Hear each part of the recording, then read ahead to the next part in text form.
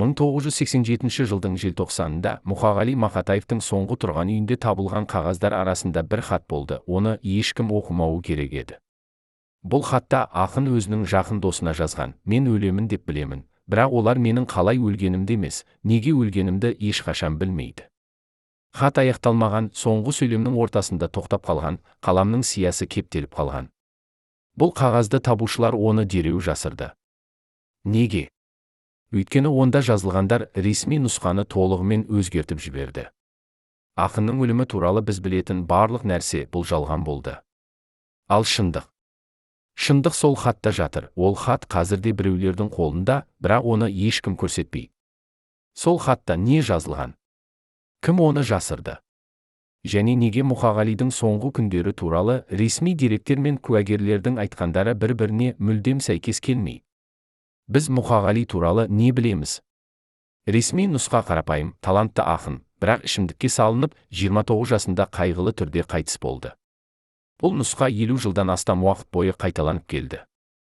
Бірақ егер сіз оның соңғы айларын жақыннан көрген адамдармен сөйлессеңіз, егер сіз медициналық құжаттарды мұқият оқысаңыз, егер сіз ақынның өзі қалдырған жазбаларын талдасаңыз, мүлдем басқа сурет ашылады. Сурет, онда ішімдік тек симптом болып табылады, ал шынайы себеп әлдеқайда тереңде жатыр. Бұл себепті жүйе мойындағысы келмеді, өйткені ол жүйенің өзін айыптайды. Мұқағали Мақатаев 1948 жылы Қарағанды облысының шағын ауылында дүниеге келді. Оның балалығы бұл кедейлік пен аштықтың тарихы. Әкесі соғыста қаза тапты, анасы жалғыз басына 4 баланы өсірді. Мұқағали ең кішкентай болды, ең әлсізі, ең сезімталы. Ол 5 жасында өлеңдер жаза бастады, қағазға емес, жадына, өйткені қағаз болмады. Оның алғашқы өлеңдері бұл аштық пен суық туралы, анасының жылаған түндері туралы, әкесінің қайтып келмейтіні туралы. Бұл өлеңдерді ешкім жазып алмады, олар жоғалды. Бірақ олар ақынның жанында із қалдырды, ол із оны өмірінің соңына дейін қуды. 12 жасында Мұқағали Қарағандыға жетім балалар үйіне жіберілді. Сол жерде оны алғаш рет ұрды, өлең жазған үшін. Тәрбиеші оның дәптерін тартып алып, ортасына лақтырды. Сенің жұмысың оқу, ойлау емес. Бірақ Мұқағали жаза берді. Ол түнде көрпенің астында, шамның жарығында жазды. Ол өз өлеңдерін жастықтың ішіне тығып жасырды. Кейбір өлеңдерді ол жеп қойды, тексеру кезінде табылмас үшін. Осылайша 13 жасар бала өз өнерін қорғауды үйренді, оны жасыру арқылы, оны жою арқылы, оны өзінің ішінде ұстау арқылы. 17 жасында Мұқағали Алматыға келді. Оның қалтасында 15 теңге және 150 өлең болды. Ол жазушылар одағына барды. Оны қабылдаған адам белгілі сыншы, аты жөнін біз айтпаймыз, өйткені ол қазір тірі, оның өлеңдерін оқып күлді. Бұл өлең емес, бұл ауыл балаларының ойыны, деді ол. Мұқағали сол кеңседен шыққанда оның қолы дірілдеді. Ол үйіне қайтып, барлық өлеңдерін өртеп жіберді. Содан кейін ол 3 күн бойы жазбады. Бірақ 4-ші күні ол қайтадан жаза бастады, өйткені жазбау оған тыныс алмаудан да ауыр болды. Мұқағалидың алғашқы жарияланған өлеңдері 1967 жылы пайда болды. Оған 19 жас болды. Өлеңдер кішкентай газетада, соңғы бетте шықты. Оған ақы төленбеді. Бірақ ол сол газетті алып, анасына жіберді. Анасы оқи алмады, бірақ ол газетті көкірегіне қысып жылады. Бұл Мұқағалидың өмірінің ең бақытты күні болды. Содан кейін ондай күндер өте сирек болды. 1971 жылы Мұқағалидың бірінші жинағы шықты. Жинақта 30 өлең болды, ол 100 өлеңнен таңдады, өйткені цензура қалғанын өткізбеді. Жинақ 1000 данамен басылды. Ол 2 аптада сатылып кетті. Адамдар оны қолдан қолға беріп оқыды, жатқа үйренді, қайта жазып алды. Мұқағали бір түнде атақты болды. Бірақ бұл атақ оған ештеңе әкелмеді. Оның гонорары 150 теңге. Бұл сол кездегі орташа жұмысшының 2 апталық жалақысы болды. Ал ақын 1 жыл бойы жазған еді. Сол жылы Мұқағали алғаш рет ішті. Ол достарымен мейрамханада отырды, олар оның жинағын атап өтті. Ол 1 стакан арақ ішті және оған жаман болды. Достары оны үйіне апарды. Ол бүкіл түнді құсып өткізді. Таңертең ол өзіне ант берді, ешқашан ішпеу. Бұл ант 10 жыл бойы сақталды. Содан кейін бір нәрсе сынды. 1973 жылы Мұқағали үйленді. Оның әйелі Роза Медбике оннан 3 жас үлкен. Ол оны емдеді, Мұқағалидың өкпесі әлсіз болды, ол жиі ауырды. Роза оған қамқорлық жасады, оны тамақтандырды, оның киімдерін жуды. Мұқағали оны сүйді ме? Ол оған ризашылық сезімін сезді. Бұл сүйіспеншілік емес, бірақ ол сүйіспеншілікті білмеді. Олардың некесі 2 жыл созылды. Содан кейін Роза кетті. Ол кетерде айтты, мен сенің әйеліңмін, бірақ сен өз өлеңдеріңмен тұрасың. Мұқағали оған жауап бермеді. Ол не айтуы керектігін білмеді, өйткені ол шындықты айта алмады. Мен өлеңдерімді таңдаймын, өйткені олар мені ешқашан тастамайды. Ажырасудан кейін Мұқағали ішіп кетті. Бұл бірінші рет болды, ол 3 күн бойы ішті, үзіліссіз, жалғыз. Достары оны тапқанда ол еденде жатыр еді, оның қасында бос бөтелкелер және жаңа өлең жазылған қағаздар. Өлең керемет болды. Достарының бірі кейінірек айтты, ол ішкенде жақсы жазды деп айту жалған. Ол ішкенде өзін өлтірді, бірақ өлеңдері тірі болды. Бұл қарама-қайшылық Мұқағалидың соңғы жылдарының кілті болды. Ол өзін құрбан етті, өнерін сақтау үшін. 1974 жылдан бастап Мұқағалидың өмірі баяу құлдырауға айналды. Ол жиі ауырды, өкпе, бауыр, жүрек. Ол дәрігерлерге барды, бірақ емдеуге ақысы жоқ болды. Оның жинақтары шығып тұрды, бірақ гонорарлар мардымсыз болды. Ол газеттерге жазды, бірақ цензура оның өлеңдерінің көпшілігін кесіп тастады. Ол ақша табу үшін аудармалармен айналысты, орыс ақындарын қазақ тіліне аударды. Бұл жұмыс оны өлтірді, ол басқалардың сөздерін аударып, өз сөздерін жаза алмады. Сол жылдары Мұқағалидың достары оның өзгергенін байқады. Ол тынышырақ болды, жабықырақ, қараңғырақ. Ол сирек күлді. Ол өз өлеңдерін оқығанда оның дауысы дірілдеді. Бір кездері ол оқудан кейін жылап жіберді, сахнада, адамдардың алдында. Ол кешірім сұрады және кетіп қалды. Ол үйіне қайтып бүкіл түнді жазды. Таңертең оның үстелінде 10 жаңа өлең жатты. Олардың барлығы өлім туралы болды. Мұқағалидың ішімдігі жүйелі болмады. Ол апталар бойы ішпеді, содан кейін бірден құлап түсті. Ол ішкенде ол жалғыз ішті. Ол мейрамханаларға бармады, достарын шақырмады. Ол өз бөлмесінде отырып ішіп жазды. Кейде ол күндер бойы шықпады. Көршілері оның есігін қағып сұрады, Мұқағали, сен тірісің бе? Ол жауап берді, тірімін. Бірақ оның дауысы өлі адамның дауысында естілді. 1976 жылы Мұқағалидың анасы қайтыс болды. Ол оған жете алмады, ақшасы жоқ болды. Ол хабарды телеграммадан білді. Ол телеграмманы оқып еденге отырды.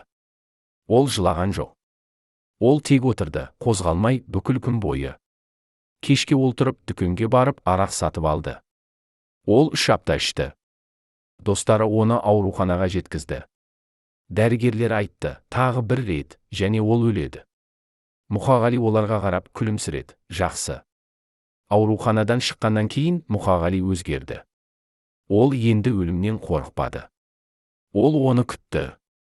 Ол өз өлеңдерінде өлім туралы ашық жаза бастады, метафораларсыз, жасырынбай.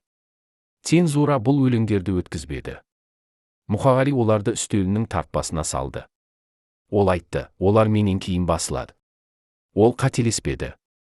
1977 жылдың күзінде Мұқағали соңғы рет ауырды. Бұл жай аурушылық емес еді, ол өкпе қабынуы, бауыр циррозы және жүрек жеткіліксіздігінің комбинациясы болды. Дәрігерлер айтты, оны ауруханаға жатқызу керек. Бірақ Мұқағали бас тартты. Ол үйде қалды. Ол жалғыз қалды. Оның бөлмесі бір бөлмелі пәтер, 5-ші қабат, лифт жұмыс істемейді. Оның терезесінен зауыт көрінді. Ол сол терезенің алдында отырып жазды. Соңғы 2 аптада Мұқағали күніне бір өлеңнен жазды. 14 өлең, 14 қоштасу. Ол өз өмірімен, өз өнерімен, өз халқымен қоштасты. Ол өз өлеңдерін дауыстап оқыды, бөлмеде жалғыз, бірақ ол біреу тыңдап тұрғандай оқыды. Көршілері оның дауысын естіді. Олар айтты, ол өлеңдерін оқып отыр. Олар білмеді, ол қоштасып жатыр. Желтоқсанның 17-сінде Мұқағалидың досы оған барды. Ол есікті ашты, құлып ашық болды. Ол Мұқағалиды төсекте жатқан күйінде тапты. Ақын есін жиды, бірақ әлсіз болды. Досы сұрады, дәрігерді шақырайын ба? Мұқағали баш шұлғыды. Ол сұрады, менің өлеңдерімді алып кет. Оларды сақта. Досы уәде берді. Мұқағали көзін жұмды. Желтоқсанның 21-інде Мұқағали Мақатаев қайтыс болды. Оған 29 жас болды. Ресми өлім себебі өкпе қабынуы. Бірақ оның медициналық картасында басқа диагноздар да болды: бауыр циррозы, жүрек жеткіліксіздігі, тамақтанудың жетіспеушілігі. Қарапайым тілмен айтқанда, ол аштықтан, ауруханадан және үмітсіздіктен өлді. Арақ тек соңғы соққы болды, бірақ негізгі себеп емес. Мұқағалидың қайтыс болғаны туралы хабар 2 күннен кейін газетте шықты. Кішкентай хабарландыру 4-ші бетте. Қайтыс болды ақын Мұқағали Мақатаев. 3 жол. Оның өмірі 3 жолға сыйды. Оның жерлеуіне 100 адам келді. Бұл көп емес, ол мыңдарға лайық болды. Бірақ ол тірі кезінде мыңдарды алмады. Ол өлгеннен кейін ғана алды. Мұқағалидың өлімінен кейін оның өлеңдері атақты болды. Оның жинақтары миллиондық тиражбен басылды. Оның өлеңдері мектеп бағдарламасына енді. Оның есімі көшелерге, мектептерге, кітапханаларға берілді. Ол ұлттық қаһарман болды. Бірақ бұл атақ оған не береді? Ол оны көрмейді, естімейді, сезбейді. Ол өлі. Біз Мұқағалидың өлімі туралы көп нәрсе білеміз. Бірақ біз оның өмірі туралы аз білеміз. Біз оның өлеңдерін білеміз, бірақ оның азабын білмейміз. Біз оның атын білеміз, бірақ оның жүзін білмейміз. Ол бізге өлеңдерін қалдырды, бірақ өзін алып кетті. Және біз қазір сұрауымыз керек, біз оны тірі кезінде неге көрмедік? Неге оған көмектеспедік? Неге оны өлгеннен кейін ғана бағалай бастадық? Бұл сұрақтарға жауап жоқ. Немесе жауап өте қарапайым: біз көрмедік, өйткені көргіміз келмеді. Біз көмектеспедік, өйткені көмектесу оңай емес еді. Біз оны өлгеннен кейін бағаладық, өйткені өлілерді бағалау тірілерді бағалаудан оңай. Өлілер талап қоймайды, шағымданбайды, ренжімейді. Олар тек жатады, және біз оларды қалай қаласақ, солай еске аламыз. Бірақ Мұқағали Мақатаев біздің естеліктерімізден үлкен болды. Ол өз өлеңдерінде өзінің шынайы бейнесін қалдырды. Және егер біз оны шынымен түсінгіміз келсе, біз оның өлеңдерін оқуымыз керек, тек мәтін ретінде емес, жан айқайы ретінде. Өйткені әрбір оның жолы бұл көмек сұрау, біреу естіп түсіну үшін. Біз естідік пе? Кеш болды. Бірақ біз қазір есте сақтай аламыз. Және бұл біздің борышымыз тек оған емес, өзімізге де. 1987 жылдың қаңтарында Мұқағалидың өлімінен 10 жыл өткен соң, бір адам алғаш рет камера алдында сөйлеуге келісті. Бұл адам Серік Әбдірахманов, Мұқағалидың жақын досы, ол ақынның соңғы айларын жақыннан көрген. Серік 10 жыл бойы үнсіз қалды. Ол сұрақтарға жауап бермеді, интервью бермеді, естеліктер жазбады. Бірақ қазір ол сөйлеуге дайын. Неге? Өйткені өтірік өте ұзаққа созылды дейді ол. Оның айтатыны Мұқағалидың соңғы күндері туралы біздің білетініміздің барлығын өзгертеді. Оның куәлігі бұл тек естелік емес, айыптау. Ол жүйені айыптайды, қоғамды айыптайды, бізді айыптайды. Және ол дұрыс. Серік Мұқағалимен 1973 жылы таныс болды. Олар әдебиет институтында кездесті. Серік студент болды, Мұқағали жас ақын, бірақ қазірдің өзінде белгілі. Олар бір кештен кейін таныс болды. Мұқағали өз өлеңдерін оқыды, Серік тыңдады. Оқудан кейін Серік оған жақындап айтты: сіздің өлеңдеріңіз бұл мен естіген ең шынайы нәрсе. Мұқағали оған қарады, ұзақ, зерттеп, және айтты: сен түсінесің. Бұл сирек кездеседі. Содан бастап олар дос болды. Серік Мұқағалидың өмірін ішінен көрді. Ол оның қиындықтарын көрді, ақша жоқтығын, жұмыс жоқтығын, мойындау жоқтығын. Ол Мұқағалидың қалай тіршілік еткенін көрді. Бір күні ол тамақтанды, 2 күн аштық. Ол Мұқағалидың қалай жазғанын көрді. Түнде, шамның жарығында, суықта, өйткені жылыту жоқ болды. Ол Мұқағалидың қалай ауырғанын көрді. Жөтел, қызба, әлсіздік. Және ол Мұқағалидың қалай ішкенін көрді. Жалғыз, үнсіз, үмітсіз. Адамдар ойлайды, Мұқағали ішімдік болды дейді Серік, бұл шындық емес. Ол ауру адам болды. Ол өте ауру адам болды, денесімен де, жанымен де. Ішімдік оның ауруы емес, оның дәрісі болды. Ол ішкенде, ол ауырсынбады. Ол ішкенде, ол ұмытты. Ол не ұмытты?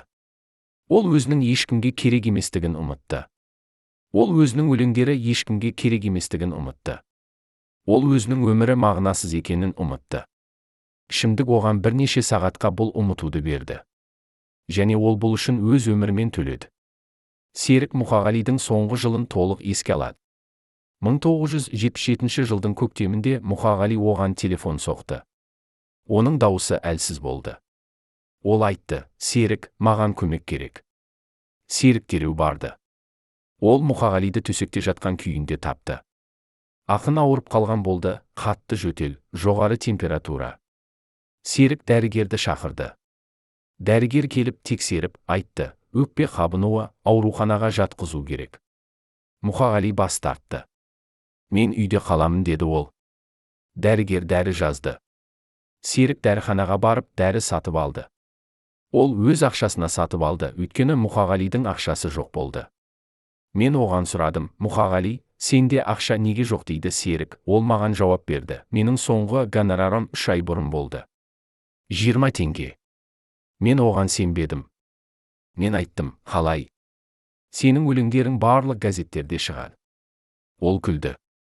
Ол айтты, иә, шығады. Бірақ маған төлемейді. Немесе төлейді, бірақ өте аз. Соңғы өлеңім үшін мен 5 теңге алдым. 5 теңге. Бұнан 1 килограмм нан сатып алуға болады. Мен 1 ай бойы сол өлеңді жаздым. 1 ай жұмыс, 1 килограмм нан. Бұл әділ ме? Серік сол сұраққа жауап бере алмады. Ол қазірде жауап бере алмайды. Өйткені жауап жоқ. Немесе жауап бар, бірақ ол өте ауыр, жоқ. Бұл әділ емес. Бұл ешқашан әділ болған жоқ. Жүйе ақындарды бағаламады. Жүйе өнерді бағаламады. Жүйе тек бағынуды бағалады. Ал Мұқағали бағынбады. Ол өз шындығын жазды. Және ол осы үшін жазаланды, кедейлікпен, аурумен, ұмытылумен. Серік Мұқағалиға көмектесуге тырысты. Ол оған тамақ әкелді, дәрі әкелді, ақша әкелді. Бірақ Мұқағали қабылдағысы келмеді. Ол айтты, Серік, мен қайырымдылық қаламаймын дейді Серік. Мен айттым, бұл қайырымдылық емес, бұл достық. Ол айтты, достық бұл тең адамдар арасында. Ал мен енді тең емеспін. Мен түсінбедім. Мен сұрадым, не айтып тұрсың? Ол айтты, мен өлім адаммын, Серік, мен мұны сезінемін. Мен мұны білемін. Және мен мұны қабылдадым. Енді маған тек уақыт керек, соңғы өлеңдерімді аяқтау үшін. Серік сол сөздерді естігенде, ол қорқып кетті. Ол Мұқағалиды сендіруге тырысты. Сен өлмейсің, сен жас адамсың, саған тек емделу керек. Бірақ Мұқағали тыңдамады. Ол өз шешімін қабылдаған болды. Ол өлуге дайындалды. Ол өз өлеңдерін реттеді, өз қағаздарын реттеді, өз өмірін реттеді. Ол қоштасуға дайындалды. Жазда Мұқағалидың жағдайы нашарлады. Ол енді төсектен тұра алмады. Серік күн сайын оған барды. Ол Мұқағалиды тамақтандырды, жуды, киіндірді. Ол оған кітап оқыды, музыка қойды, сөйлесті. Бірақ Мұқағали көбінесе үнсіз болды. Ол тек жатты және төбеге қарады. Кейде ол жылады. Серік сұрады, не болды? Мұқағали жауап берді, ештеңе. Тек өкінемін. Мен сұрадым, не үшін өкінесің дейді Серік. Ол айтты, барлығы үшін. Мен өз өмірімді текке өткіздім. Мен өз өлеңдерімді текке жаздым. Ешкімге керек емес.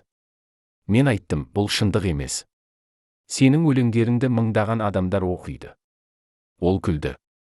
Ол айтты, иә, оқиды. Бірақ түсінбейді. Олар сөздерді оқиды, бірақ ауырсынуды көрмейді. Олар өлеңдерді оқиды, бірақ жанды көрмейді. Мен оларға өз жанымды бердім, бірақ олар тек сөздерді алды. Және енді менде ештеңе қалмады. Серік сол сөздерді естігенде ол жылады. Ол алғаш рет Мұқағалидың алдында жылады. Ол ұялмады. Ол тек жылады, өйткені ол түсінді, оның досы өлуде. Және ол оны құтқара алмайды. Ешкім құтқара алмайды. Өйткені Мұқағали өзін өлтіруде емес, ол өзін құрбан етуде. Ол өз өмірін өз өнері үшін береді. Және бұл құрбандық ешкімге керек емес. Күзде Мұқағали соңғы рет жазды. Ол 14 өлең жазды 14 күнде. Әрбір өлең бір қоштасу. Ол өз балалығымен қоштасты, өз жастығымен қоштасты, өз махаббатымен қоштасты, өз арманымен қоштасты. Ол өз өмірімен қоштасты.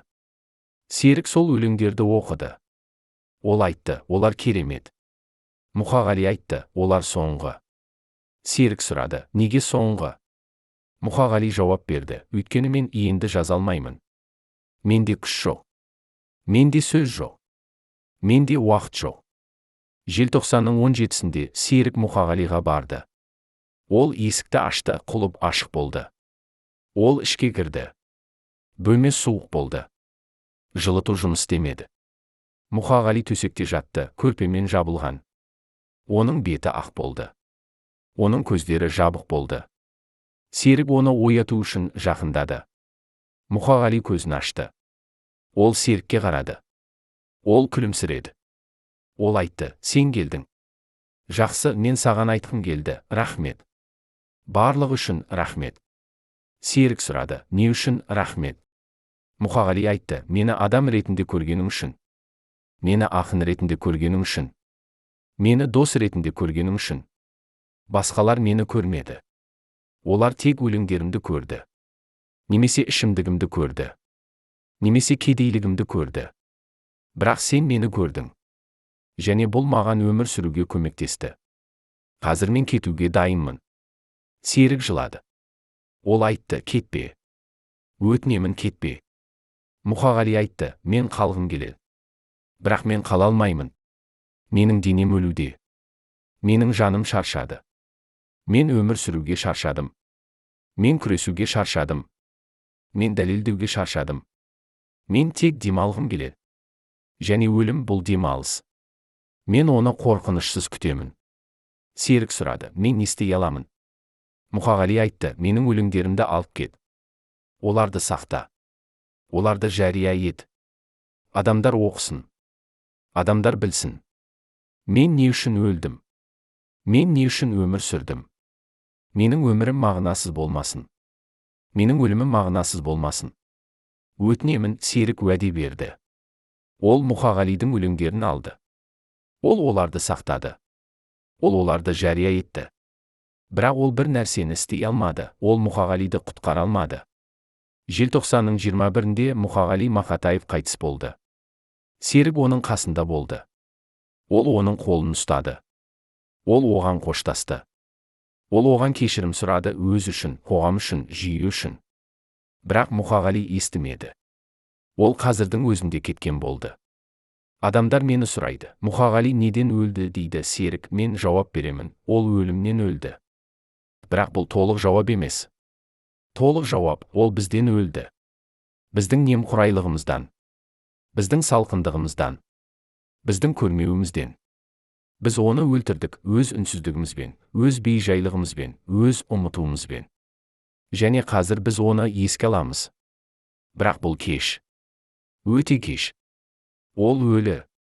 Және ол ешқашан қайтып келмейді. Серік дұрыс. Біз Мұқағалиды өлтірдік. Біз барлығымыз. Біз оны көрмедік, естімедік, түсінбедік. Біз оған көмектеспедік, қолдамадық, бағаламадық. Біз оны жалғыз қалдырдық, өз ауруымен, өз кедейлігімен, өз үмітсіздігімен. Және ол өлді. Ол 29 жасында өлді. Ол өз өлеңдерін жазып үлгермеді. Ол өз өмірін өмір сүріп үлгермеді. Ол өз бақытын тауып үлгермеді. Ол тек өлді. Және біз кінәліміз. 1977 жылдың желтоқсанында Мұқағалидың өлімінен бір апта бұрын оның үйіне бір адам келді. Бұл адам түнде келді, ешкімге көрінбей. Ол есікті қағып күтті. Мұқағали есікті ашты. Ол келгенді танымады. Келген өзін таныстырмады. Ол тек айтты, мен сізбен сөйлесуім керек. Маңызды туралы. Мұқағали оны кіргізді. Олар 1 сағат сөйлесті. Содан кейін келген кетті, тағы да түнде ешкімге көрінбей. Ол кім болды? Ол не айтты? Және неге Мұқағали сол әңгімеден кейін өзгерді? Көршілер айтады, ол қорыққандай болды, немесе шешім қабылдағандай болды. Бұл оқиға туралы куәлер бар. Көрші әйел Гүлнар Сәрсенова, ол сол түнде үйде болды. Ол есікті қағу дыбысын естіді. Ол терезеден қарады. Ол бір адамды көрді, қара пальтода, қара қалпақта. Ол Мұқағалидың есігінің алдында тұрды. Мұқағали есікті ашты. Олар бірнеше сөз айтысты. Содан кейін келген ішке кірді. Гүлнар қызықты. Ол есікке құлағын түрді. Ол дауыстарды естіді, 2 ер адам сөйлесіп тұр. Бірақ ол сөздерді ести алмады. Олар тым тыныш сөйлесті. 1 сағаттан кейін келген шықты. Гүлнар тағы да терезеден қарады. Ол келгеннің бетін көруге тырысты. Бірақ ол көре алмады, түн қараңғы болды, келген жылдам жүрді. Ол баспалдақпен түсіп ғайып болды. Гүлнар Мұқағалидың есігіне қарады. Есік жабық болды. Ішінде жарық жанып тұрды. Содан кейін жарық сөнді. Мұқағали ұйықтағанға кетті. Немесе ойланғанға кетті. Келесі күні Гүлнар Мұқағалиге кездесті. Ол оған сұрады, кеше кім келді? Мұқағали оған қарады, ұзақ, үнсіз. Содан кейін ол айтты, ешкім. Сен қателестің. Гүлнар айтты, мен қателеспедім. Мен көрдім. Мұқағали айтты, сен түс көрдің. Гүлнар дауласқысы келді. Бірақ Мұқағалидың бетіне қарады және үнсіз қалды. Өйткені оның бетінде қорқыныш болды. Немесе шешімділік. Немесе екеуі де. Бұл келген кім болды? Біз білмейміз. Бірақ біз болжам жасай аламыз. Бірнеше нұсқа бар.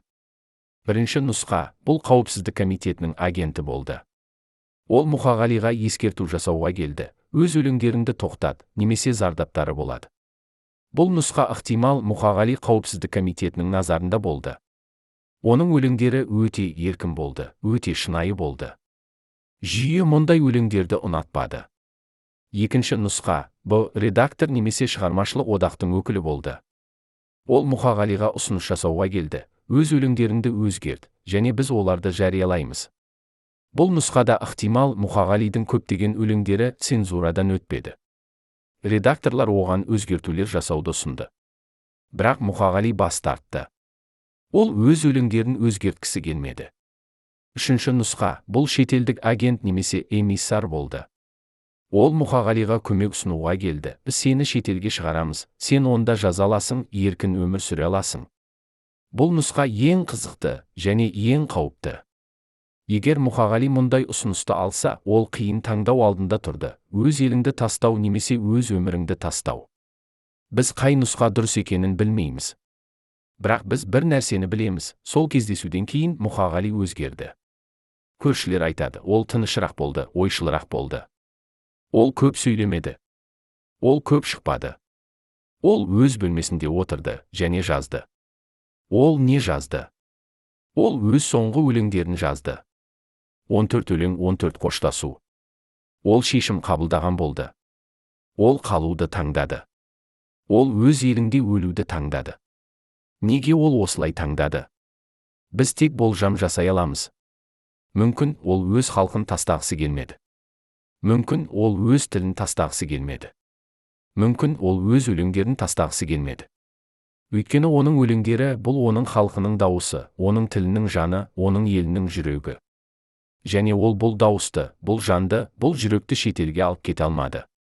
Олар тек осында, осы топырақта, осы аспан астында өмір сүре алады. Немесе мүмкін ол тек шаршады. Ол күресуге шаршады, дәлелдеуге шаршады, өмір сүруге шаршады. Ол тек демалғысы келді. Және өлім бұл демалыс. Ол оны қорқынышсыз күтті. Ол оған дайындалды. Ол өз өлеңдерін реттеді, өз қағаздарын реттеді, өз өмірін реттеді. Ол қоштасуға дайындалды. Мұқағалидың соңғы өлеңдері бұл оның рухани өсиеті. Олар өте жеке, өте ауырсынушы, өте шынайы. Олар өлім туралы емес, олар өмір туралы. Олар өмірдің құндылығы туралы, махаббаттың құндылығы туралы, өнердің құндылығы туралы.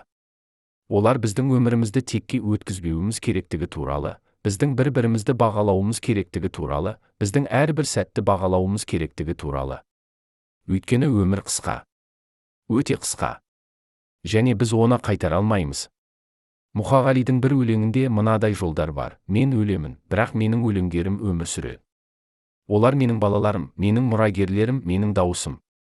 Олар мен туралы айтады: мен кім болдым, мен не сезіндім, мен не армандадым. Олар сіздерге айтады: сіздер кімсіздер, сіздер не сезінесіздер, сіздер не армандайсыздар. Өйткені біз бәріміз бірдейміз, адамдармыз, жандармыз, іздеушілерміз. Біз бәріміз махаббатты іздейміз, мағынаны іздейміз, бақытты іздейміз. Және біз бәріміз табамыз немесе таппаймыз. Бірақ іздеу, міне, бұл маңызды. Іздеу, міне, бұл өмір. Бұл жолдар Мұқағалидың философиясын көрсетеді. Ол өмірді іздеу ретінде көрді, мағынаны іздеу, махаббатты іздеу, өзіңді іздеу. Ол өз өмірін осы іздеуге арнады. Ол табды ма? Біз білмейміз. Бірақ ол іздеді. Ол соңғы күніне дейін іздеді. Және бұл оны ұлы етеді. Мұқағалидың тағы бір өлеңінде мынадай жолдар бар: мен өз халқыма не қалдырамын? Мен оларға алтын қалдырмаймын, күміс қалдырмаймын, үйлер қалдырмаймын. Мен оларға тек сөздер қалдырамын. Бірақ бұл сөздер менің жүрегімнің қаны, менің жанымның тері, менің өмірімнің мағынасы. Мен бұл сөздерді өз өмірімнің бағасымен сатып алдым. Мен оларды сіздерге тегін беремін. Алыңыздар, оқыңыздар, түсініңіздер және есте сақтаңыздар: мен сіздерді сүйдім. Мен өз халқымды сүйдім. Мен өз елімді сүйдім. Және мен осы сүйіспеншілік үшін өлдім. Бұл жолдар Мұқағалидың жүрегін көрсетеді. Ол өз халқын шынайы сүйді. Ол олар үшін жазды, олар үшін өмір сүрді, олар үшін өлді. Оның өлеңдері бұл сүйіспеншілік хаты, оның халқына жазылған. Хат, онда ауырсыну бар, қуаныш бар, үміт бар, үмітсіздік бар. Хат, онда өмір бар, толық, шынайы, қорқынышсыз. Мұқағалидың соңғы күндері туралы біз көп білмейміз. Біз білеміз, ол жалғыз болды, ауру болды, кедей болды. Біз білеміз, ол жазды соңғы күшімен, соңғы тынысымен, соңғы сөзімен. Біз білеміз, ол өлді, тыныш, үнсіз, ешкімге көрінбей. Бірақ біз білмейміз, ол не ойлады, не сезінді, не армандады. Біз тек оның өлеңдерін оқи аламыз, және олардан түсінуге тырыса аламыз. Мұқағалидың өлімі – бұл трагедия. Бірақ бұл тек жеке трагедия емес, бұл ұлттық трагедия. Біз өз ақынымызды жоғалттық. Біз өз дауысымызды жоғалттық. Біз өз жанымызды жоғалттық. Және біз оны қайтара алмаймыз. Біз тек есте сақтай аламыз. Біз тек оның өлеңдерін оқи аламыз. Біз тек оның өмірінен сабақ ала аламыз. Қандай сабақ? Сабақ қарапайым: өнерді бағалаңыздар. Ақындарды бағалаңыздар. Адамдарды бағалаңыздар. Олар тірі кезінде бағалаңыздар, өлгеннен кейін емес. Оларға көмектесіңіздер, олар көмекке мұқтаж кезінде, кеш болғанда емес. Оларды көріңіздер, олар көрінгісі келгенде, жоғалғанда емес. Өйткені әрбір адам бұл әлем. Әрбір ақын бұл ғалам. Және біз бұл әлемді, бұл ғаламды жоғалтқанда біз өзімізді жоғалтамыз. Мұқағали Мақатаев 29 жасында өлді. Бұл өте жас. Өте ерте. Өте әділетсіз. Ол өз өлеңдерін жазып үлгермеді. Ол өз өмірін өмір сүріп үлгермеді. Ол өз бақытын тауып үлгермеді. Бірақ ол бір нәрсені істеді. Ол өз дауысын қалдырды. Дауыс ол ешқашан өлмейді. Дауыс ол ұрпақтан ұрпаққа жетеді. Дауыс ол біздің жүрегімізде, біздің жанымызда, біздің өлеңдерімізде өмір сүреді. Біз Мұқағалиды ұмытпаймыз. Біз оның өлеңдерін оқимыз. Біз оның өмірін есте сақтаймыз. Біз оның сабағын үйренеміз. Және біз өз ақындарымызды бағалаймыз, тірі кезінде, өлгеннен кейін емес. Өйткені олар бізге өз жандарын береді. Және біз оларға өз құрметімізді, өз махаббатымызды, өз есімізді беруіміз керек. Бұл біздің борышымыз. Бұл біздің жауапкершілігіміз. Бұл біздің адамдығымыз.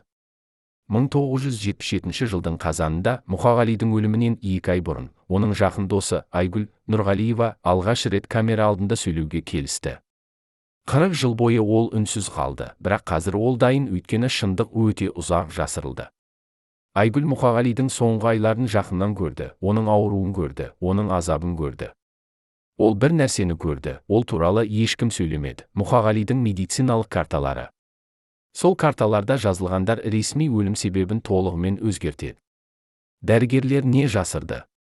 Неге олар шынайы диагнозды жазбады? Және ең маңыздысы, егер Мұқағали дұрыс емделсе, ол өмір сүре аламайды. Айгүлдің куәлігі сізді шокқа түсіреді, өйткені ол дәлелдейді: ақынды өлтірген ішімдік емес, жүйе болды. Айгүл Мұқағалимен 1972 жылы таныс болды. Ол медбике болды, Алматының орталық ауруханасында жұмыс істеді. Мұқағали оған пневмониямен түсті, ауыр, қауіпті, өмірге қауіп төндіретін. Ол оны 3 апта бойы емдеді. Сол 3 аптада олар жақын дос болды. Мұқағали оған өз өлеңдерін оқыды, өз өмірі туралы айтты, өз арманы туралы айтты. Айгүл тыңдады, назар қойып, жүрегімен, жанымен. Ол түсінді: бұл адам ерекше, бұл адам талантты, бұл адам өмір сүруге тиіс. Айгүл Мұқағалидың медициналық картасын көрді. Ол онда жазылғанды оқыды: созылмалы бронхит, өкпенің әлсіздігі, тамақтанудың жетіспеушілігі. Бірақ ол тағы бір нәрсені көрді: ол ресми картада жазылмаған бауыр циррозының бастапқы белгілері, жүрек аритмиясы, қан кетудің ізі. Ол бас дәрігерге барды. Ол сұрады: неге бұл диагноздар картада жоқ? Бас дәрігер оған қарады: суық, ескертуші. Ол айтты: сен өз жұмысыңды істе, сұрақ қойма. Айгүл түсінді: бұл тек медициналық мәселе емес, бұл саяси мәселе. Мұқағали ауруханадан шыққаннан кейін Айгүл онымен байланыста қалды. Ол оған телефон соқты, оған барды, оның денсаулығын тексерді. Ол көрді: ақынның жағдайы нашарлауда. Ол жиі ауырды, жөтел, қызба, әлсіздік. Ол арықтады: 10 килограмм, 15 килограмм, 20 килограмм. Оның терісі сарғайды. Оның көздері батты. Оның қолдары дірілдеді. Айгүл оны ауруханаға жатқызуға тырысты. Бірақ Мұқағали бас тартты. Ол айтты: мен үйде қаламын, мен жазуым керек, менде уақыт жоқ. 1975 жылы Айгүл Мұқағалиға арнайы тексеру жасады, жасырын, ресми емес, өз бастамасымен. Ол оның қанын алды, талдауға жіберді. Нәтижелер қорқынышты болды. Бауыр ферменттері нормадан 10 есе жоғары, гемоглобин төмен, лейкоциттері жоғары. Бұл бауыр циррозының белсенді фазасы болды. Бұл өлім жазасы болды, егер дереу емделмесе. Айгүл Мұқағалиға барды. Ол оған нәтижелерді көрсетті. Ол айтты: Мұқағали, сен өлуде. Сен дереу ауруханаға түсуің керек. Сен емделуің керек. Әйтпесе сен өлесің. Мұқағали нәтижелерді қарады. Ол оларды ұзақ оқыды, үнсіз, қозғалмай. Содан кейін ол оларды Айгүлге қайтарды. Ол айтты: мен білемін. Мен мұны сезінемін. Бірақ мен ауруханаға бара алмаймын. Айгүл сұрады: неге? Мұқағали айтты: өйткені ауруханада мен жаза алмаймын. Ал егер мен жаза алмасам, мен өмір сүре алмаймын. Сондықтан мен үйде қаламын. Мен жазамын. Мен өлгенше жазамын. Айгүл оны сендіруге тырысты. Ол айтты: сен емделе аласың, содан кейін жаза аласың. Мұқағали бас шұлғыды. Ол айтты: жоқ. Емдеу ұзақ уақытты алады. Ал менде уақыт жоқ. Мен мұны сезінемін. Мен мұны білемін. Менде 1 жыл қалды. Мүмкін 6 ай. Мүмкін 3 ай. Мен бұл уақытты емделуге жұмсағым келмейді. Мен оны жазуға жұмсағым келеді. Өйткені менің өлеңдерім бұл менің өмірім. Және егер мен жаза алмасам, мен қазірдің өзінде өлімін. Айгүл жылады. Ол алғаш рет Мұқағалидың алдында жылады. Ол ұялмады. Ол тек жылады, өйткені ол түсінді: оның досы өзін өлімге кесті. Және ол оны тоқтата алмайды. Ешкім тоқтата алмайды. Өйткені Мұқағали өз шешімін қабылдаған болды. Ол өз өнерін өз өміріне қарағанда жоғары қойды. Және бұл шешім оны өлтірді. Айгүл Мұқағалиға жасырын көмектесуге тырысты. Ол оған дәрі әкелді: бауырға, жүрекке, өкпеге. Ол оған витаминдер әкелді, тамақ әкелді, ақша әкелді. Бірақ Мұқағали дәрілерді ішпеді. Ол айтты, олар маған көмектеспейді. Олар тек уақытты созады. Ал мен уақытты созағым келмеймін. Мен тек жазғым келеді. Айгүл сұрады, неге дәрілерді ішпейсің? Олар сені жақсартады. Мұқағали айтты, олар менің денемді жақсартады, бірақ менің өлеңдерімді нашарлатады. Дәрілер менің санамды бұлдырлатады. Мен анық ойлай алмаймын. Мен анық жаза алмаймын. Сондықтан мен оларды ішпеймін. Айгүл түсінді, Мұқағали өз өлеңдері үшін өз денсаулығын құрбан етуде. Ол өз өмірін өз өнері үшін береді. Бұл қаһармандық па? Немесе бұл ақымақтық па? Айгүл білмейді. Ол қазір де білмейді. Ол тек бір нәрсені білді, ол өз досын құтқара алмайды. Ол тек оның қасында бола алады. Ол тек оны қолдай алады. Ол тек оның соңғы күндерін жеңілдете алады. 1976 жылы Мұқағалидың жағдайы күрт нашарлады. Ол енді жүре алмады. Ол төсекте жатты күндер бойы, апталар бойы. Айгүл күн сайын оған барды. Ол оны тамақтандырды, жуды, киіндірді. Ол оның жарасын таңды, өйткені Мұқағалидың терісі ыдырауда болды. Ол оның ауырсынуын басты, өйткені Мұқағали ауырсынды, қатты ауырсынды, үнсіз ауырсынды. Бір күні Айгүл Мұқағалидың бөлмесінде бір нәрсе тапты, қағаздар, олар қанға боялған. Ол қағаздарды алды. Ол оларды оқыды. Бұл өлеңдер болды жаңа, аяқталмаған, қанға жазылған. Айгүл түсінді, Мұқағали қан жөтелді. Ол қанды қағазға сүртті. Ол қанмен жазды. Ол өз қанымен өз өлеңдерін жазды. Бұл метафора емес. Бұл шындық. Айгүл Мұқағалиға сұрады, сен қан жөтелдің бе? Мұқағали бас изеді. Айгүл айтты, мен дәрігерді шақыруым керек. Мұқағали бас шұлғыды. Ол айтты, керек емес. Бұл соңы. Мен мұны білемін. Дәрігер ештеңе істей алмайды. Тек уақытты ысырап ету. Айгүл жылады. Ол айтты, мен сені жоғалтқым келмейді. Мұқағали күлімсіреді. Ол айтты, сен мені жоғалтпайсың. Мен өз өлеңдерінде қаламын. Олар менің бөлігім. Олар менің жаным. Олар менің мәңгілігім. Айгүл сол сөздерді естігенде, ол түсінді, Мұқағали дайын. Ол өлімге дайын. Ол өз өмірімен қоштасуға дайын. Ол өз өнерін аяқтауға дайын. Ол тыныш. Ол қорықпайды. Ол тек күтеді соңғы сәтті, соңғы тынысты, соңғы сөзді. 1977 жылдың қарашасында Айгүл Мұқағалидың медициналық картасын тағы бір рет көрді. Ол ресми картаны көрді, онда жазылған, созылмалы бронхит, өкпе қабынуы. Ол шынайы картаны көрді, онда жазылуы керек еді, бауыр циррозы, соңғы сатысы, өкпе қан кетуі, жүрек жеткіліксіздігі, тамақтанудың жетіспеушілігі, созылмалы ауырсыну синдромы. Екі карта, екі шындық. Бірі ресми, екіншісі нақты. Бірі жүйе үшін, екіншісі адам үшін. Айгүл түсінді, жүйе Мұқағалидың шынайы ауруын жасыруда. Неге? Өйткені шынайы ауру жүйені айыптайды. Бауыр циррозы бұл тек ішімдіктен емес, аштықтан, стресстен, емделмеуден. Өкпе қан кетуі бұл тек ауруханаға түспеуден, дәрі ішпеуден, көмек алмаудан. Жүрек жеткіліксіздігі бұл тек кедейліктен, суықтан, үмітсіздіктен. Жүйе мұны мойындағысы келмейді. Сондықтан ол жасырады. Ол өтірік айтады. Ол өз қолын жуады. Айгүл бас дәрігерге барды.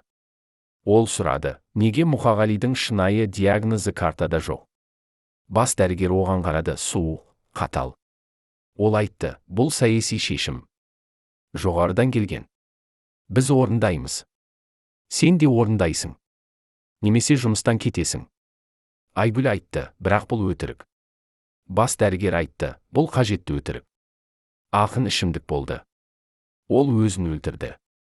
Біз оны құтқара алмадық. Бұл оның кінәсі. Біздің емес. Айгүл сол кеңседен шыққанда, ол түсінді, жүйе Мұқағалиды екінші рет өлтіруде. Бірінші рет оны тірі кезінде өлтірді, көмек бермей, қолдамай, бағаламай. Екінші рет оны өлгеннен кейін өлтіруде, оның есімін, оның өмірін, оның шындығын. Жүйе Мұқағалиды ішімдік етіп көрсетуде. Жүйе оның өлімін оның өз кінәсі етіп көрсетуде. Жүйе өз қолын жууда. Айгүл шешім қабылдады, ол шындықты сақтайды. Ол Мұқағалидың шынайы медициналық картасын көшіріп алды. Ол барлық талдауларды көшіріп алды. Ол барлық дәрігерлердің жазбаларын көшіріп алды.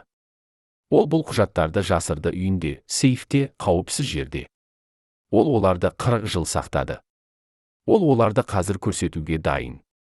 Өйткені шындық өте ұзақ жасырылды. Айгүлдің құжаттары дәлелдейді. Мұқағали Мақатаев ішімдіктен өлмеді. Ол жүйеден өлді.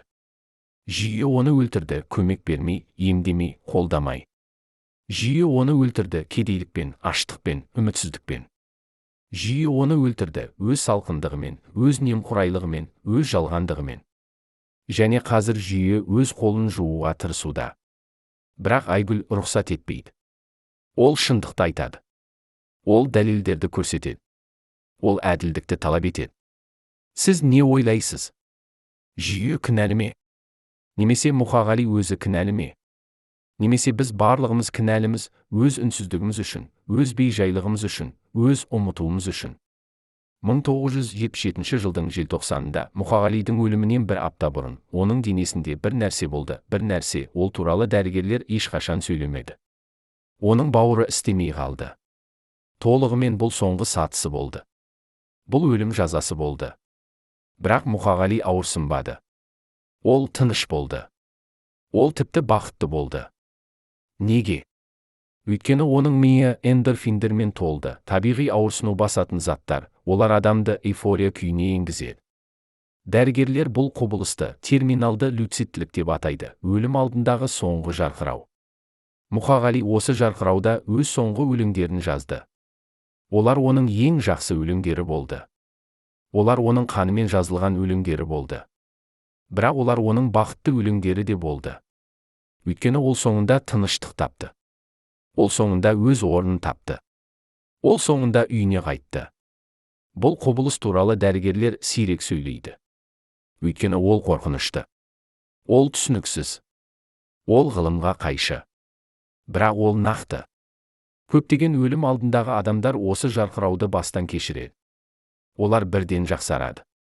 Олар тұрады, жүреді, сөйлейді. Олар анық ойлайды, анық көреді, анық сезінеді. Олар өз өмірін еске алады, барлық деталдармен, барлық сезімдермен, барлық мағынасымен. Олар өз өмірімен қоштасады, тыныш, қорқынышсыз, дайын. Мұқағали осы жарқырауды бастан кешірді. Желтоқсанның 15-інде ол бірден жақсарды. Ол төсектен тұрды. Ол терезеге жүріп барды. Ол терезеден қарады, ұзақ, үнсіз. Ол не көрді? Ол қарды көрді, ақ, таза, тыныш. Ол аспанды көрді, көк, шексіз, еркін. Ол өз қаласын көрді, Алматы, оның туған қаласы, оның сүйген қаласы. Ол өз өмірін көрді, толық, мағыналы, аяқталған. Содан кейін Мұқағали өз үстеліне отырды. Ол қағаз алды. Ол қалам алды. Ол жаза бастады. Ол 2 күн бойы жазды, үзіліссіз, тоқтамай, демалмай. Ол 14 өлең жазды. Әрбір өлең бір қоштасу. Ол өз балалығымен қоштасты, өз жастығымен қоштасты, өз махаббатымен қоштасты, өз арманымен қоштасты. Ол өз өмірімен қоштасты. Сол өлеңдерде Мұқағали өз шындығын айтты. Ол өз ауырсынуын айтты, өз қуанышын айтты, өз сүйіспеншілігін айтты, өз үмітін айтты. Ол өз өмірін айтты, толық, шынайы, қорқынышсыз. Ол өз өлімін айтты, тыныш, дайын, қабылданған. Ол өз халқына айтты, мен сіздерді сүйдім. Мен сіздер үшін жаздым. Мен сіздер үшін өмір сүрдім. Мен сіздер үшін өлдім. Сол өлеңдердің бірінде мынадай жолдар бар. Өлім бұл соң емес, бұл басталу. Өлім бұл қоштасу емес, бұл кездесу. Өлім бұл жоғалу емес, бұл табылу.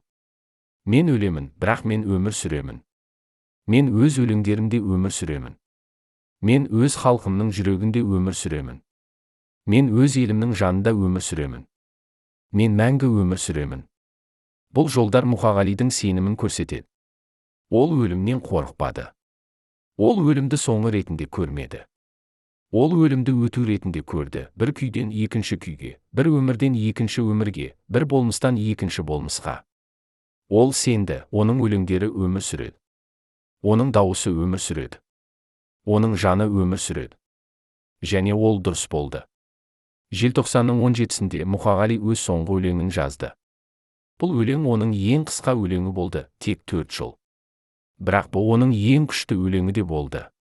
Онда мынадай жолдар бар: мен кетемін. Бірақ мен қайтамын. Мен өз өлеңдерінде қайтамын. Мен өз халқымның жадында қайтамын. Мен мәңгі қайтамын. Мұқағали сол өлеңді жазып болғаннан кейін қаламын қойды. Ол қағаздарды жинады. Ол оларды реттеді. Ол оларды конвертке салды. Ол конвертке жазды: менің соңғы өлеңдерім. Оларды жария етіңіздер. Адамдар оқысын. Адамдар білсін. Мен не үшін өмір сүрдім? Мен не үшін өлдім? Содан кейін ол төсекке жатты. Ол көзін жұмды. Ол дем алды. Желтоқсанның 18-інде Мұқағалидың досы Серік оған барды. Ол конвертті тапты. Ол оны ашты. Ол өлеңдерді оқыды. Ол жылады. Ол Мұқағалиге қарады. Мұқағали ұйықтап жатты, тыныш, сабырлы, бақытты. Серік оны оятқысы келмеді. Ол тек отырды және күтті. Ол не күтті? Ол соңды күтті. Желтоқсанның 19-ында Мұқағали оянды. Ол Серікке қарады. Ол күлімсіреді. Ол айтты: сен келдің. Жақсы, мен саған айтқым келді, менің өлеңдерімді алып кет. Оларды сақта. Оларды жария ет. Бұл менің соңғы өсиетім. Серік уәде берді. Мұқағали айтты: рахмет. Содан кейін ол тағы да көзін жұмды.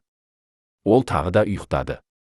Желтоқсанның 20-сында Мұқағали соңғы рет оянды. Ол терезеге қарады. Ол қарды көрді, ақ, таза, тыныш. Ол күлімсіреді. Ол айтты: әдемі. Содан кейін ол көзін жұмды. Ол тыныс алды, терең, тыныш, соңғы. Содан кейін ол тыныс алуды тоқтатты. Желтоқсанның 21-інде Мұқағали Мақатаев қайтыс болды.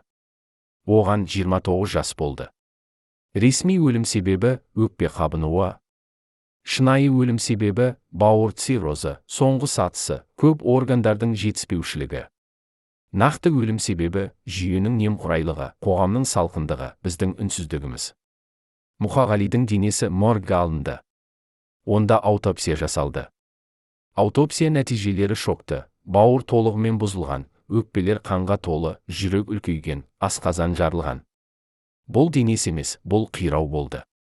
Бұл адам емес, бұл құрбан болды.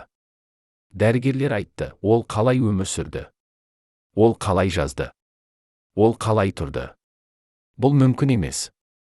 Бірақ ол мүмкін болды. Өйткені Мұқағали өз өнері үшін өмір сүрді. Ол өз өнері үшін тұрды. Ол өз өнері үшін өлді. Аутопсия нәтижелері ресми картаға енгізілмеді. Олар жасырылды. Неге? Өйткені олар жүйені айыптайды. Олар дәлелдейді: Мұқағали емделе алды. Ол құтқарыла алды. Ол өмір сүре алды. Бірақ жүйе оған көмектеспеді. Жүйе оны өлтірді. Және қазір жүйе өз қолын жууға тырысуда. Бірақ біз білеміз. Біз шындықты білеміз. Біз дәлелдерді білеміз. Біз кінәлілерді білеміз. Және біз ұмытпаймыз. Біз Мұқағалиды ұмытпаймыз. Біз оның өлімін ұмытпаймыз. Біз оның құрбандығын ұмытпаймыз. Біз есте сақтаймыз. Біз айтамыз. Біз талап етеміз әділдікті, шындықты, жауапты. Сіз не істейсіз? Сіз ұмытасыз ба? Немесе сіз есте сақтайсыз ба? Сіз үнсіз қаласыз ба? Немесе сіз айтасыз ба? Сіз бейжай боласыз ба? Немесе сіз талап етесіз бе?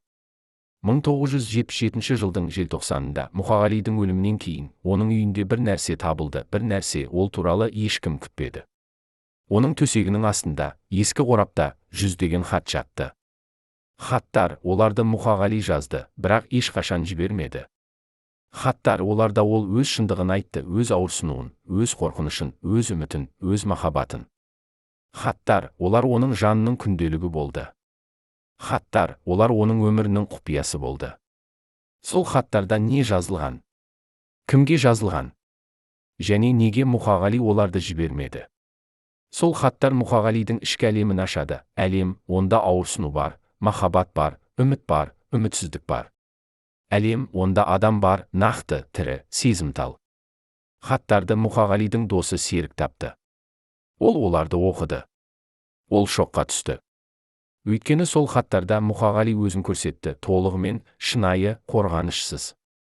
Ол өз әлсіздігін көрсетті, өз қорқынышын көрсетті, өз жалғыздығын көрсетті. Ол өз адамдығын көрсетті. Және бұл ең қымбат болды. Хаттардың көпшілігі Мұқағалидың анасына жазылған. Ол өлгеннен кейін де оған жазды.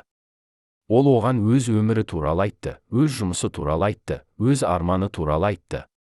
Ол оған өз махаббатын айтты, шексіз, шынайы, мәңгі. Ол оған өз сағынышын айтты, ауыр, ауырсынушы, өлтіруші. Ол оған өз кешірім сұрауын айтты, ол оған жете алмаған үшін, оны көре алмаған үшін, оны құшақтай алмаған үшін. Бір хатта Мұқағали жазды: «Анашым, мен сені өте сағынамын. Мен түнде оянамын және сенің дауысыңды естуге тырысамын. Бірақ мен тек тыныштықты естимін. Мен сенің бетіңді көруге тырысамын. Бірақ мен тек қараңғылықты көремін. Мен сенің қолыңды сезінуге тырысамын. Бірақ мен тек суықты сезінемін. Сен қайда? Неге сен маған келмейсің? Неге сен маған жауап бермейсің? Мен жалғызбын, анашым. Мен өте жалғызбын. Және мен қорқамын. Мен өлімнен қорқамын. Мен ұмытылудан қорқамын. Мен мағынасыздықтан қорқамын. Маған көмектес, анашым. Маған күш бер. Маған сенім бер. Маған махаббат бер». Бұл жолдар Мұқағалидың жанын көрсетеді. Ол күшті емес еді. Ол батыл емес еді. Ол қорқынышсыз емес еді. Ол жай адам болды, әлсіз, қорқақ, жалғыз. Ол өз анасын сағынды. Ол өз үйін сағынды. Ол өз балалығын сағынды. Ол өз бақытын сағынды. Және ол оны ешқашан таппады. Хаттардың кейбіреуі Мұқағалидың сүйген қызына жазылған. Оның аты Гүлнар, ол Мұқағалидың бірінші махаббаты болды. Олар 1969 жылы таныс болды. Мұқағалиға 21 жас болды, Гүлнарға 19 жас болды. Олар бір жыл бірге болды. Содан кейін Гүлнардың ата-анасы оларды ажыратты. Олар айтты: «Мұқағали кедей, ол ақын, оның болашағы жоқ». Гүлнар бағынды. Ол Мұқағалидан кетті. Ол басқа адамға тұрмысқа шықты. Мұқағали оны ешқашан ұмытпады. Бір хатта Мұқағали Гүлнарға жазды: «Мен сені әлі де сүйемін. Мен сені әрқашан сүйдім. Мен сені мәңгі сүйемін. Сен менің бірінші махаббатымсың. Сен менің жалғыз махаббатымсың. Сен менің мәңгі махаббатымсың. Мен сені өз өлеңдерімде іздеймін. Мен сені өз түстерімде көремін. Мен сені өз жүрегімде сезінемін. Сен қайда? Сен бақыттымысың? Сен мені ұмыттың ба? Мен үміт етемін, сен бақыттысың. Мен үміт етемін, сен махаббатты таптың. Мен үміт етемін, сен мені кешірдің. Өйткені мен сені кешіре алмаймын. Мен өзімді кешіре алмаймын. Мен өз әлсіздігімді кешіре алмаймын. Мен сені ұстай алмадым. Мен сені бақытты ете алмадым. Мен сені өз әйелім ете алмадым. Және қазір мен жалғызбын. Және мен өлуде. Және мен сені ойлаймын». Бұл жолдар Мұқағалидың жүрегін көрсетеді. Ол махаббатты білді. Ол махаббатты сезінді. Ол махаббатты жоғалтты. Және ол оны ешқашан ұмытпады. Ол өз өмірінің соңына дейін Гүлнарды сүйді. Ол өз өлеңдерінде оны іздеді.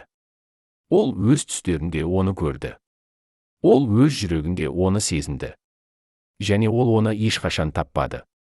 Хаттардың кейбіреуі Мұқағалидың өзіне жазылған. Бұл ең қиын хаттар болды.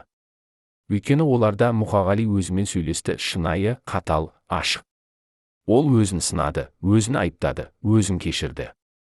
Ол өзімен күресті, өз әлсіздігімен, өз қорқынышымен, өз күдігімен. Ол өзін іздеді, өз мағынасын, өз орнын, өз шындығын. Бір хатта Мұқағали өзіне жазды: Мұқағали, сен кімсің?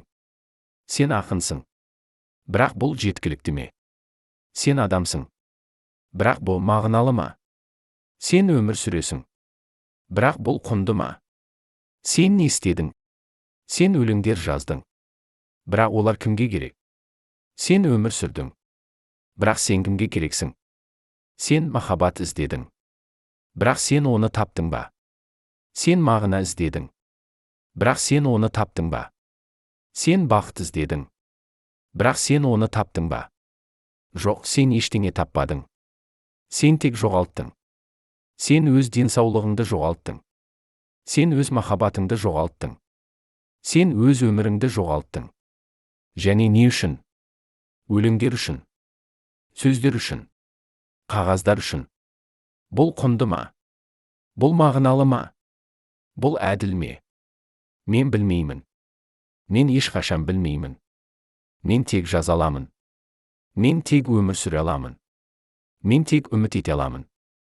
Бұл жолдар Мұқағалидың күдігін көрсетеді. Ол өз жолынан күдіктенді. Ол өз таңдауынан күдіктенді. Ол өз өмірінен күдіктенді. Ол өзінен сұрады: мен дұрыс істедім бе? Мен дұрыс жолды таңдадым ба? Мен дұрыс өмір сүрдім бе? Ол жауапты білмеді. Ол ешқашан білмеді. Ол тек жазды. Ол тек өмір сүрді. Ол тек үміт етті. Серік сол хаттарды оқығаннан кейін ол түсінді: Мұқағали біз ойлағаннан әлдеқайда күрделі болды. Ол тек ақын емес еді. Ол тек құрбан емес еді. Ол тек қаһарман емес еді. Ол адам болды, нақты, тірі, сезімтал. Ол әлсіз болды, қорқақ болды, күдіктенді. Ол махаббатты іздеді, мағынаны іздеді, бақытты іздеді. Ол табды ма? Біз білмейміз. Бірақ ол іздеді. Ол соңғы күніне дейін іздеді. Және бұл оны адам етеді. Серік шешім қабылдады: ол хаттарды жария етпейді. Өйткені олар өте жеке. Өйткені олар өте ауырсынушы. Өйткені олар өте шынайы. Ол оларды сақтайды, Мұқағалидың құпиясы ретінде, Мұқағалидың мұрасы ретінде, Мұқағалидың сыйы ретінде. Ол оларды өз балаларына береді. Олар оларды өз балаларына береді. Және осылайша Мұқағалидың дауысы өмір сүреді, ұрпақтан ұрпаққа, жүректен жүрекке, жаннан жанға. Мұқағалидың хаттары бізге не айтады? Олар бізге айтады: ақындар адамдар. Олар әлсіз, олар қорқақ, олар күдіктенеді. Олар махаббатты іздейді, мағынаны іздейді, бақытты іздейді. Олар біз сияқты. Олар бізден ерекше емес. Олар тек сезімталырақ. Олар тек ашығырақ. Олар тек батылырақ өз шындықтарын айтуда, өз ауырсынуларын көрсетуде, өз жандарын беруде. Біз оларды қалай қарсы аламыз? Біз оларды қалай қолдаймыз? Біз оларды қалай бағалаймыз? Немесе біз оларды қалай өлтіреміз, өз үнсіздігімізбен, өз салқындығымызбен, өз немқұрайлығымызбен? Мұқағали Мақатаев өлді. Бірақ оның дауысы өмір сүреді. Оның өлеңдері өмір сүреді. Оның хаттары өмір сүреді. Оның жаны өмір сүреді. Ол біздің жүрегімізде өмір сүреді. Ол біздің жадымызда өмір сүреді. Ол біздің өлеңдерімізде өмір сүреді. Ол мәңгі өмір сүреді. Сіз оны есте сақтайсыз ба? Сіз оның өлеңдерін оқисыз ба? Сіз оның сабағын үйренесіз бе? Немесе сіз оны ұмытасыз ба, басқа ақындар сияқты, басқа құрбандар сияқты, басқа адамдар сияқты? Мұқағалидың өлімінен кейін оның үйінде табылған құжаттар арасында бір қорап болды, қара, кішкентай, құлыппен жабық. Бұл қорапты қауіпсіздік комитетінің 3 офицері 1 сағат бойы ашуға тырысты. Олар құлыпты бұзды, қорапты ашты, ішіне қарады және бірден жабды. Олар бір-біріне қарады, үнсіз келісті, қорапты алып кетіп қалды. Ол қорапта не болды? Неге 3 офицер оны көргеннен кейін қорқып кетті? Және неге сол қорап туралы ешқандай ресми жазба жоқ? Ол ешқашан болмаған сияқты, ол ешқашан табылмаған сияқты. Бірақ куәгерлер бар. Көрші Гүлнар сол офицерлердің бетін көрді, олар ақ болды, олар дірілдеді, олар асығыс кетті. Ол бір офицердің қолтығында қорапты көрді. Қара қорап. Кішкентай қорап. Құпия қорап. Сол қорапта Мұқағалидың ең қауіпті құпиясы жатты. Құпия, ол 3 адамның өмірін өзгертті, 10 адамның мансабын бұзды, бүкіл жүйенің бетін ашты. Біз сол қорапта не болғанын нақты білмейміз. Бірақ біз болжам жасай аламыз. Мұқағалидың жақын досы Ержан, ол қазір 60 жасында, зейнеткер, Алматыда тұрады, бір рет айтты, Мұқағали маған көрсетті. Бір рет. Біз ішіп отырдық, ол мас болды, ол айтты, Ержан, мен саған бір нәрсе көрсеткім келеді. Бірақ сен ешкімге айтпауың керек. Ешқашан, мен уәде бердім. Ол қорапты шығарды. Ол оны ашты. Ол маған фотосуреттерді көрсетті. 12 фотосурет. Әрқайсында 2 адам. Бірі белгілі адам, өте белгілі адам, биліктегі адам. Екіншісі жас жігіт, өте жас жігіт, 18 жасар жігіт. Олар бірге. Олар өте жақын. Олар мен айта алмаймын. Бұл өте қауіпті. Мен Мұқағалиға сұрадым, сен мұны қайдан алдың? Ол айтты, маған берді. Біреу маған берді. Ол айтты, бұл менің сақтандырым. Егер олар мені өлтіргісі келсе, бұл фотосуреттер жария болады. Және олар бітті. Ержанның айтқаны шындық па? Біз білмейміз. Ол дәлелдей алмайды, ол фотосуреттерді көрмеді, тек естіді. Бірақ оның әңгімесі басқа куәліктермен сәйкес келеді. Мұқағалидың тағы бір досы, Асан, ол қазір Қазақстаннан тыс жерде тұрады. Аты жөні өзгертілген, телефон арқылы айтты, Мұқағали бір рет маған айтты, мен өлмеймін. Олар мені өлтіре алмайды. Өйткені менде олардың құпиясы бар. Егер мен өлсем, бұл құпия жария болады. Және олар бітті. Мен оған сұрадым, қандай құпия? Ол айтты, сен білмегенің жөн. Білу қауіпті. Мен сұрадым, олар кім? Ол айтты, жоғарыдағылар. Өте жоғарыдағылар. Олар өз орындарын жоғалтудан қорқады. Олар өз беделдерін жоғалтудан қорқады. Олар өз өміріне қорқады. Сондықтан олар мені тірі қалдырады. Бірақ Мұқағали қателесті. Олар оны өлтірді. Немесе өлуіне жол берді. Немесе көмектеспеді. Нәтиже бірдей, ол өлді. 29 жасында. Өз үйінде. Жалғыз және қара қорап жоғалды. Ол қайда? Кімде? Не үшін қолданылды? Немесе не үшін жасырылды? Біз бір нәрсені білеміз, Мұқағалидың өлімінен кейін 3 адам өз қызметінен кетті. Бірі жоғары лауазымды партия қызметкері, екіншісі қауіпсіздік комитетінің полковнигі, үшіншісі белгілі жазушы, цензура комиссиясының мүшесі. Үшеуі де бір айда кетті. Үшеуі де ешқандай түсініктемесіз. Үшеуі де жоғалды, біреуі Мәскеуге ауысты, біреуі зейнетке шықты, біреуі ауырып қалды. Бұл кездейсоқтық па? Немесе бұл байланысты ма? Біз дәлелдей алмаймыз. Бірақ біз күдіктенеміз. Мұқағалидың қара қорабы бұл аңыз. Немесе бұл шындық. Біз білмейміз. Бірақ біз бір нәрсені білеміз, Мұқағали қауіпті адам болды. Ол тек өз өлеңдерімен ғана емес, өз біліммен де қауіпті болды. Ол көп нәрсе білді, адамдар туралы, құпиялар туралы, жүйе туралы. Ол көп нәрсе көрді, жемқорлықты, жалғандықты, екіжүзділікті. Ол көп нәрсе естіді, әңгімелерді, сыбырларды, мойындауларды. Және ол бәрін жазып алды. Ол бәрін сақтады. Ол бәрін өз қара қорабына салды. Қазір сол қорап қайда? Ол жойылды ма? Немесе ол әлі де бар ма, біреудің сейфінде, біреудің үйінде, біреудің қолында? Егер ол бар болса, онда не болады? Егер ол ашылса, онда кім құлайды? Егер ол жария болса, онда қандай шындық ашылады? Біз білмейміз. Біз тек күте аламыз. Біз тек үміт ете аламыз. Біз тек сұрай аламыз, Мұқағалидың қара қорабы бұл аңыз ба? Немесе бұл біздің болашағымыз ба? Мұқағалидың денесі өте тез өзгерді. Оның соңғы айларында 1977 жылдың күзінде және қысында оның денесі қартайып кетті. Ол 29 жасында болды, бірақ ол 50 жасар адамдай көрінді. Оның шашы ағарды толығымен бір айда. Оның терісі сарғайды, бауыр циррозының белгісі. Оның қолдары дірілдеді, нерв жүйесінің бұзылуы. Оның көздері батты, тамақтанудың жетіспеушілігі. Оның денесі арықтады, 25 килограмм 2 айда. Ол скелетке айналды. Ол көлеңкеге айналды. Ол өлікке айналды, әлі тірі өлікке.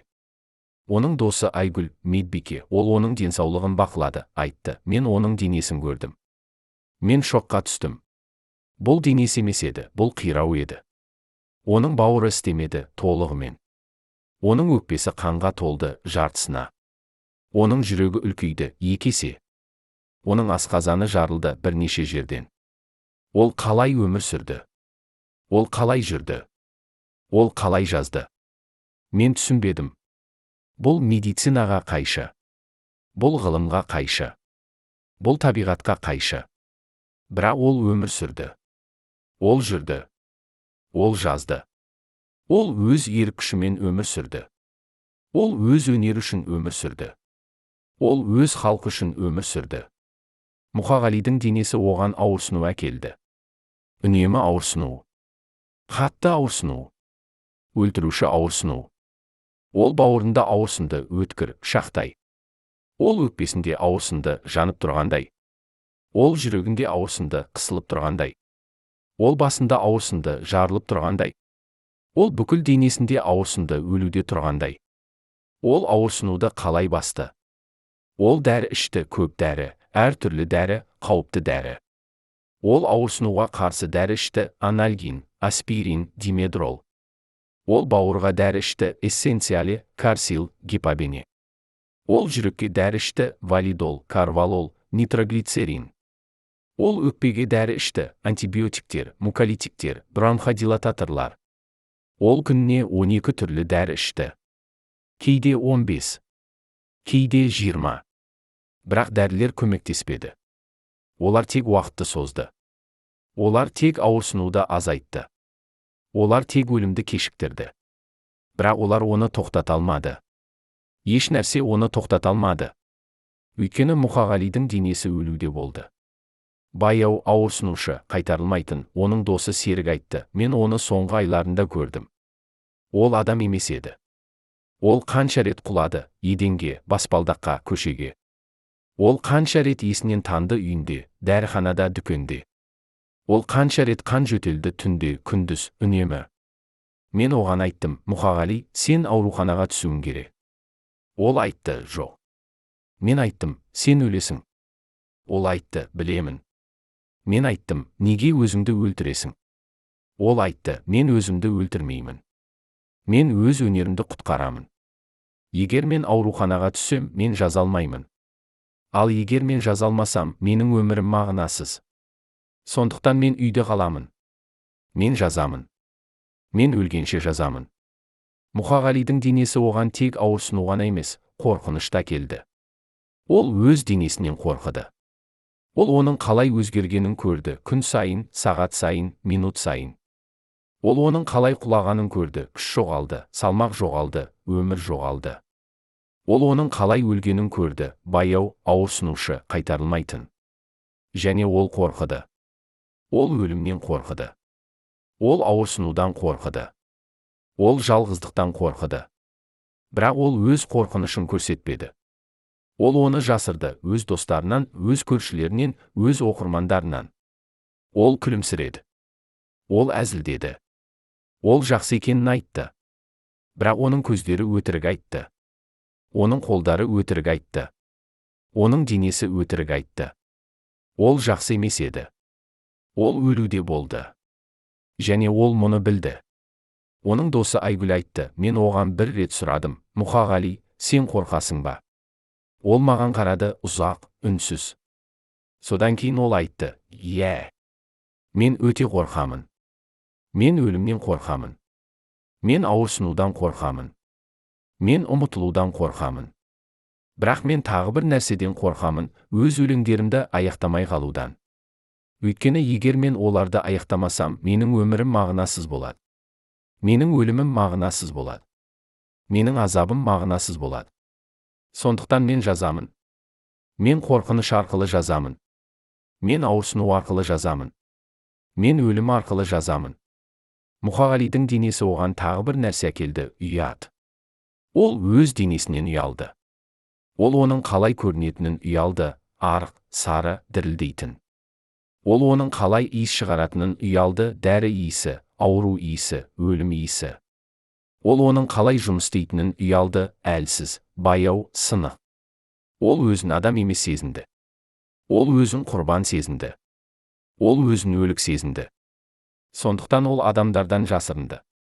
Ол өз үйінде отырды күндер бойы, апталар бойы, айлар бойы. Ол шықпады көшеге, дүкенге, достарға. Ол ешкімді қабылдамады, тек ең жақындарын, тек ең сенімділерін, тек ең қажеттілерін. Ол өзін жасырды, өз ұятынан, өз қорқынышынан, өз өлімінен. Бірақ ол жаза берді. Ол өз үстелінде отырды, күн сайын, түн сайын үнемі. Ол өз өлеңдерін жазды, баяу, қиын, ауырсынушы. Ол әрбір сөзді өз қанымен жазды. Ол әрбір жолды өз өмірімен жазды. Ол әрбір өлеңді өз жанымен жазды. Және ол аяқтады. Ол өз соңғы өлеңдерін аяқтады. Ол өз өмірін аяқтады. Ол өз миссиясын аяқтады. Содан кейін ол өлді. Тыныш, дайын, аяқталған Мұқағалидың денесі бізге не айтады? Ол бізге айтады, өнер құрбандықты талап етеді. Ол денені талап етеді. Ол денсаулықты талап етеді. Ол өмірді талап етеді. Ақындар өз денелерін өз өнерлері үшін береді. Олар өз денсаулықтарын өз өлеңдері үшін береді. Олар өз өмірлерін өз халқы үшін береді. Бұл әділ ме? Бұл дұрыс па? Бұл қажет пе? Біз жауап бере алмаймыз. Біз тек қарай аламыз. Біз тек көре аламыз. Біз тек есте сақтай аламыз. Мұқағали Мақатаев өз денесін өз өнері үшін берді. Ол өз денсаулығын өз өлеңдері үшін берді. Ол өз өмірін өз халқы үшін берді. Және біз оны ұмытпауымыз керек. Біз оның құрбандығын ұмытпауымыз керек. Біз оның сабағын ұмытпауымыз керек. Сіз өз ақындарыңызды қалай бағалайсыз? Сіз олардың денсаулығын қалай қорғайсыз? Сіз олардың өмірін қалай құрметтейсіз? Немесе сіз оларды өлуге қалдырасыз ба? Жалғыз, ауру, ұмытылған.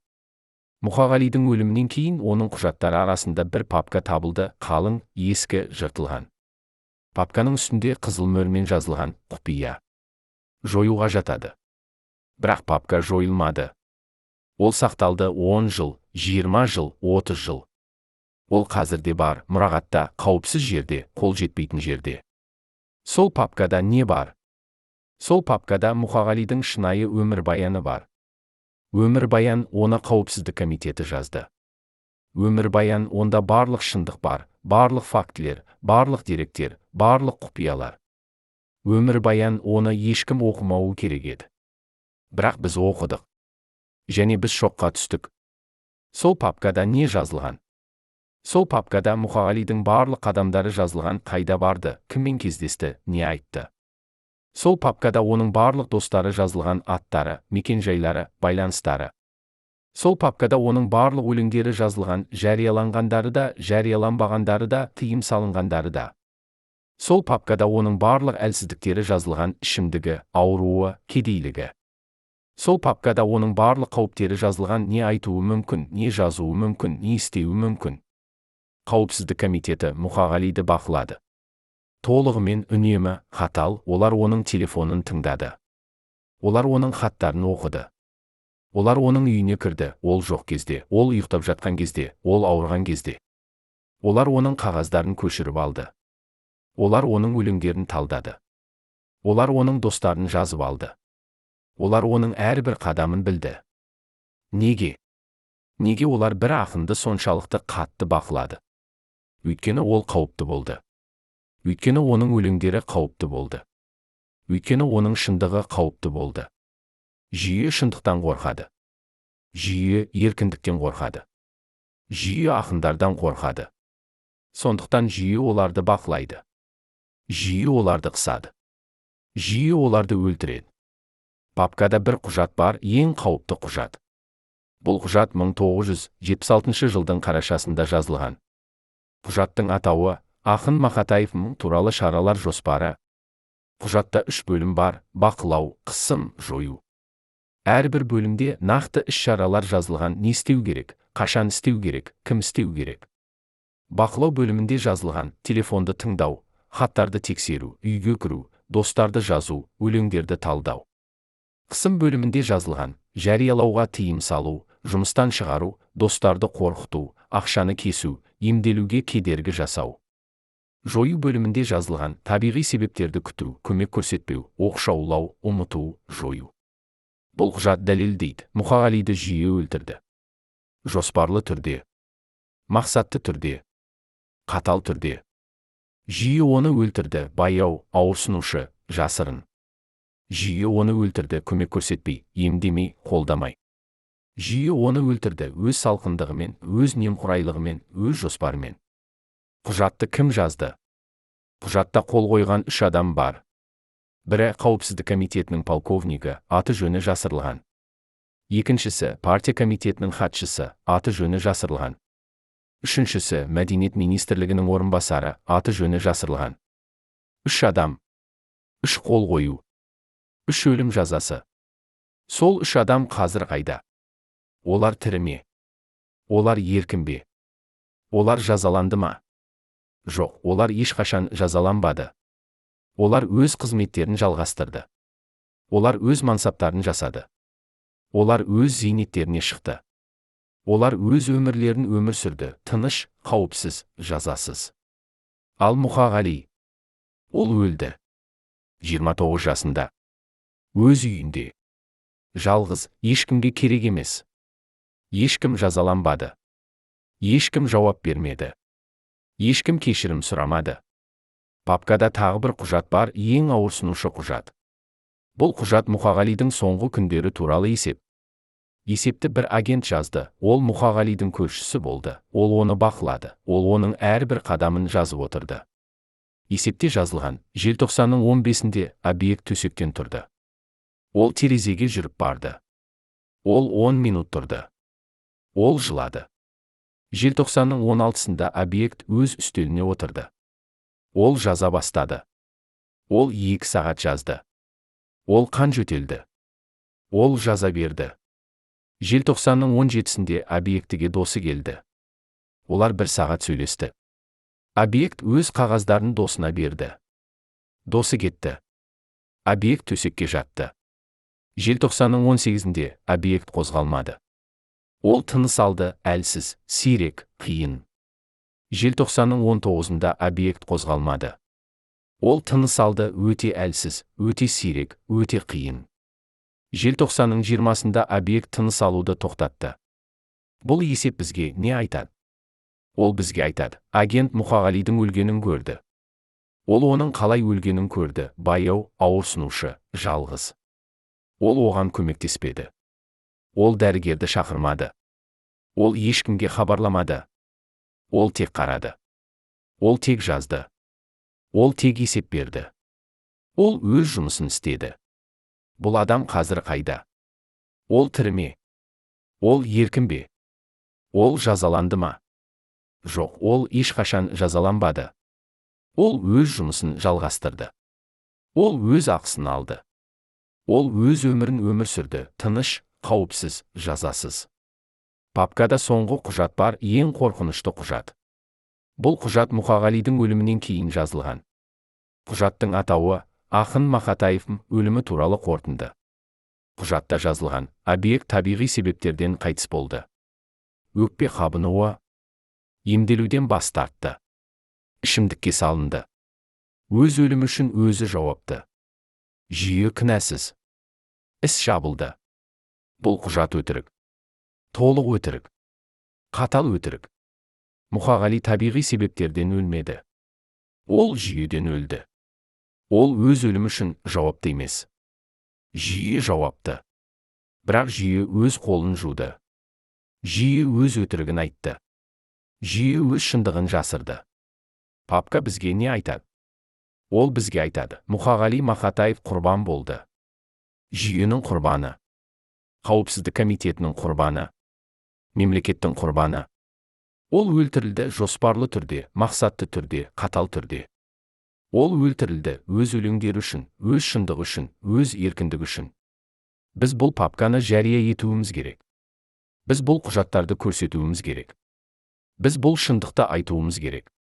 Біз әділдікті талап етуіміз керек. Біз жауапты талап етуіміз керек. Біз кешірім сұрауды талап етуіміз керек. Бірақ біз істей аламыз ба? Біз батыл ба?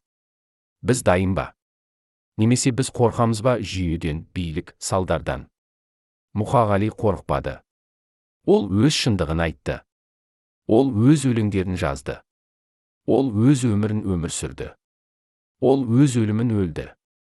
Ол қаһарман болды. Ол үлгі болды. Ол жарық болды. Біз оның жолымен жүре аламыз ба? Біз оның батылдығын көрсете аламыз ба?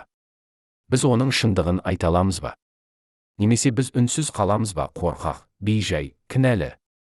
Мұқағалидың өлімінен 1 жыл өткен соң, оның ең жақын досы Серік алғаш рет камера алдында сөйлеуге келісті, толық, ашық, қорқынышсыз. 35 жыл бойы ол бір құпияны сақтады. Құпия, ол Мұқағалидың соңғы сағаттары туралы барлық нәрсені өзгертеді. Серік айтады, Мұқағали өлмеді. Ол өз өлімін таңдады. Ол маған айтты соңғы кездесуімізде, соңғы сөздерінде, соңғы тынысында. Ол айтты, Серік, мен кетемін. Бірақ бұл соңы емес. Бұл басталу. Менің өлеңдерім өмір сүреді. Менің дауысым өмір сүреді. Менің шындығым өмір сүреді. Және сен оларды сақтауың керек. Сен оларды жария етуің керек. Сен адамдарға айтуың керек, мен не үшін өмір сүрдім, мен не үшін өлдім, мен не үшін жаздым. Серіктің куәлігі бұл тек естелік емес, бұл ант. Ант ол 35 жыл бойы сақталды. Ант ол қазір орындалуда. Ант ол Мұқағалидың соңғы өсиеті болды. Серік Мұқағалидың соңғы күндерін толық еске алады. Желтоқсанның 17-сінде ол оның үйіне барды, әдеттегідей, күнделікті, міндетті түрде. Ол есікті ашты, құлып ашық болды, әрқашандай. Ол ішке кірді. Бөлме суық болды, жылыту істемеді, терезе ашық болды. Мұқағали төсекте жатты, көрпемен жабылған, қозғалмай, тыныш. Серік оған жақындады. Ол оның бетіне қарады. Мұқағалидың көздері жабық болды. Оның беті ақ болды. Оның қолдары суық болды. Серік қорқып кетті. Ол ойлады, ол өлді. Бірақ содан кейін Мұқағали көзін ашты. Ол Серікке қарады, ұзақ, терең, мағыналы. Ол күлімсіреді, әлсіз, бірақ шынайы. Ол айтты, Серік, сен келдің. Мен сені күттім. Мен саған айтқым келді, көп нәрсе, маңызды нәрсе, соңғы нәрсе. Серік оның қасына отырды. Ол оның қолын ұстады. Ол айтты, Мұқағали, мен тыңдаймын. Айт, мен дайынмын. Мұқағали терең тыныс алды. Ол сөйлей бастады, баяу, қиын, ауырсынушы. Серік, мен өлемін. Бұл күн. Мүмкін ертең. Мүмкін 1 аптадан кейін. Бірақ жақын арада. Мен мұны сезінемін. Менің денем айтады. Менің жаным айтады. Менің өлеңдерім айтады. Мен дайынмын. Мен қорқынышсызмын. Мен тыныштымын. Өйткені мен өз жұмысымды аяқтадым. Мен өз өлеңдерімді жаздым. Мен өз шындығымды айттым. Мен өз өмірімді өмір сүрдім. Енді мен кете аламын. Серік жылады. Ол айтты, Мұқағали, кетпе. Өтінемін, біз сені емдей аламыз. Біз сені құтқара аламыз. Мұқағали бас шұлғыды. Ол айтты, жоқ, Серік, кеш болды. Менің денем бұзылды. Менің бауырым істемей. Менің өкпем қанға толды. Менің жүрегім тоқтауға дайын. Бұл табиғат. Бұл өмір. Бұл өлім. Мен оны қабылдаймын. Серік сұрады, Мұқағали, сен өкінесің бе? Өз өміріңе өкінесің бе? Өз таңдауыңа өкінесің бе? Мұқағали ойланды, ұзақ, терең, шынайы. Содан кейін ол айтты, жоқ, мен өкінбеймін. Мен өз өмірімді өз еркіммен таңдадым. Мен өз өнерімді өз өмірімнен жоғары қойдым. Бұл дұрыс болды ма? Мен білмеймін. Бірақ бұл менің таңдауым болды. Және мен оны қабылдаймын. Мен өз өлеңдерімді жаздым. Мен өз дауысымды қалдырдым. Мен өз шындығымды айттым. Бұл жеткілікті. Бұл мағыналы. Бұл құнды. Серік сұрады, Мұқағали, мен не істей аламын? Мен саған қалай көмектесе аламын? Мұқағали айтты, менің өлеңдерімді алып кет, Барлығын жарияланғандарын да, жарияланбағандарын да. Оларды сақта. Оларды жария ет. Адамдар оқысын. Адамдар білсін. Мен кім болдым? Мен не айттым? Мен не үшін өмір сүрдім? Бұл менің соңғы өсиетім. Бұл менің соңғы өтінішім. Бұл менің соңғы үмітім. Серік уәде берді. Ол айтты: Мұқағали, мен сөз беремін. Мен сенің өлеңдеріңді сақтаймын. Мен оларды жария етемін. Мен адамдарға айтамын. Мен сенің дауысыңды өмір сүргіземін. Мұқағали күлімсіреді. Ол айтты: рахмет, Серік, сен шынайы дос болдың.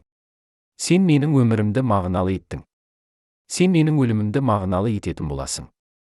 Содан кейін Мұқағали тағы бір нәрсе айтты. Бір нәрсе ол Серікті шоққа түсірді. Ол айтты: Серік, мен саған бір құпияны айтқым келеді. Құпия, оны ешкім білмейді. Құпия, оны тек сен білуің керек. Менің өлімім бұл кездейсоқтық емес. Бұл табиғи емес. Бұл жоспарланған. Олар мені өлтіруде. Баяу, жасырын, қатал, олар маған көмектеспеді. Олар мені емдемеді. Олар мені оқшаулады. Олар мені өлуге қалдырды. Бұл олардың жоспары. Бұл олардың шешімі. Бұл олардың қылмысы. Серік сұрады: олар кім? Мұқағали: олар кім? Мұқағали айтты: жүйе, билік, қауіпсіздік комитеті. Олар менің өлеңдерімнен қорқады. Олар менің шындығымнан қорқады. Олар менің дауысымнан қорқады. Сондықтан олар мені өлтіруде. Бірақ олар қателеседі. Өйткені менің дауысым өлмейді. Менің өлеңдерім өлмейді. Менің шындығым өлмейді. Олар өмір сүреді, сенде, менің оқырмандарымда, менің халқымда. Олар мәңгі өмір сүреді. Серік сол сөздерді естігенде, ол түсінді: Мұқағали өз өлімін біледі. Ол өз өлтірушілерін біледі. Ол өз тағдырын біледі. Бірақ ол қорқынышсыз. Ол дайын. Ол тыныш. Өйткені ол өз миссиясын орындады. Ол өз өлеңдерін жазды. Ол өз шындығын айтты. Ол өз дауысын қалдырды. Желтоқсанның 18-інде Серік тағы да Мұқағалиға барды. Мұқағали әлсірек болды. Ол сөйлей алмады. Ол тек жатты және тыныс алды, әлсіз, сирек, қиын. Серік оның қасында отырды. Ол оның қолын ұстады. Ол оған сөйледі: жайлы сөздер, жылы сөздер, махаббат сөздері. Мұқағали тыңдады. Ол күлімсіреді. Ол көзімен рахмет айтты. Желтоқсанның 19-ында Серік тағы да барды. Мұқағали қозғалмады. Ол тек тыныс алды, өте әлсіз, өте сирек, өте қиын. Серік түсінді: бұл соңы. Ол Мұқағалидың қасына жақындады. Ол оның маңдайын сипады. Ол оған қоштасты. Ол айтты: Мұқағали, мен сені ұмытпаймын. Мен сенің өлеңдеріңді сақтаймын. Мен сенің дауысыңды өмір сүргіземін. Мен сөз беремін. Мен ант етемін. Мен орындаймын. Желтоқсанның 20-сында Мұқағали Мақатаев өз жолын аяқтады. Ол тыныш кетті, ауырсынусыз, қорқынышсыз, дайын. Оның соңғы тынысы терең, тыныш, еркін болды. Оның соңғы ойы өз өлеңдері, өз халқы, өз мәңгілігі болды. Оның соңғы сезімі тыныштық, қанағаттану, аяқталу болды. Серік сол сәтті ешқашан ұмытпайды. Ол айтады: мен Мұқағалидың өлгенін көрдім. Бірақ мен оның кеткенін көрдім. Ол өлмеді. Ол өтті, бір күйден екінші күйге, бір өмірден екінші өмірге, бір болмыстан екінші болмысқа. Ол еркін болды. Ол тыныш болды. Ол бақытты болды. Өйткені ол өз жұмысын аяқтады. Ол өз миссиясын орындады. Ол өз өмірін мағыналы етті. Серік өз уәдесін орындады. Ол Мұқағалидың барлық өлеңдерін алды. Ол оларды сақтады, қауіпсіз жерде, құпия жерде, қасиетті жерде. Ол оларды жария етті, баяу, мұқият, құрметпен. Ол адамдарға айтты: Мұқағали кім болды, ол не айтты, ол не үшін өмір сүрді. Ол Мұқағалидың дауысын өмір сүргізді, өз сөздерімен, өз іс-әрекеттерімен, өз өмірімен. Қазір, 40 жылдан кейін, Серік айтады: мен өз уәдемді орындадым. Мұқағалидың өлеңдері жария болды. Олар миллиондармен оқылды. Олар жүректерге жетті. Олар жандарды өзгертті. Мұқағалидың дауысы өмір сүреді. Оның шындығы өмір сүреді. Оның мәңгілігі өмір сүреді. Және мен бақыттымын. Өйткені мен өз досыма адал болдым. Мен өз антымды орындадым. Мен өз міндетімді атқардым. Сіз өз достарыңызға адал бола аласыз ба? Сіз өз антыңызды орындай аласыз ба? Сіз өз міндетіңізді атқара аласыз ба? Немесе сіз ұмытасыз ба уәделерді, антты, адамдарды? Мұқағалидың өлімінен кейін бір нәрсе болды. Бір нәрсе, оны ешкім күтпеді, ешкім жоспарламады, ешкім қаламады. Оның өлеңдері таралды, жылдам, кең, қайтарылмайтын. Адамдар оларды көшіріп алды, қолмен, машинкамен, жадынан. Адамдар оларды оқыды үйде, көшеде, жұмыста. Адамдар оларды үйренді жатқа, жүректен, жаннан.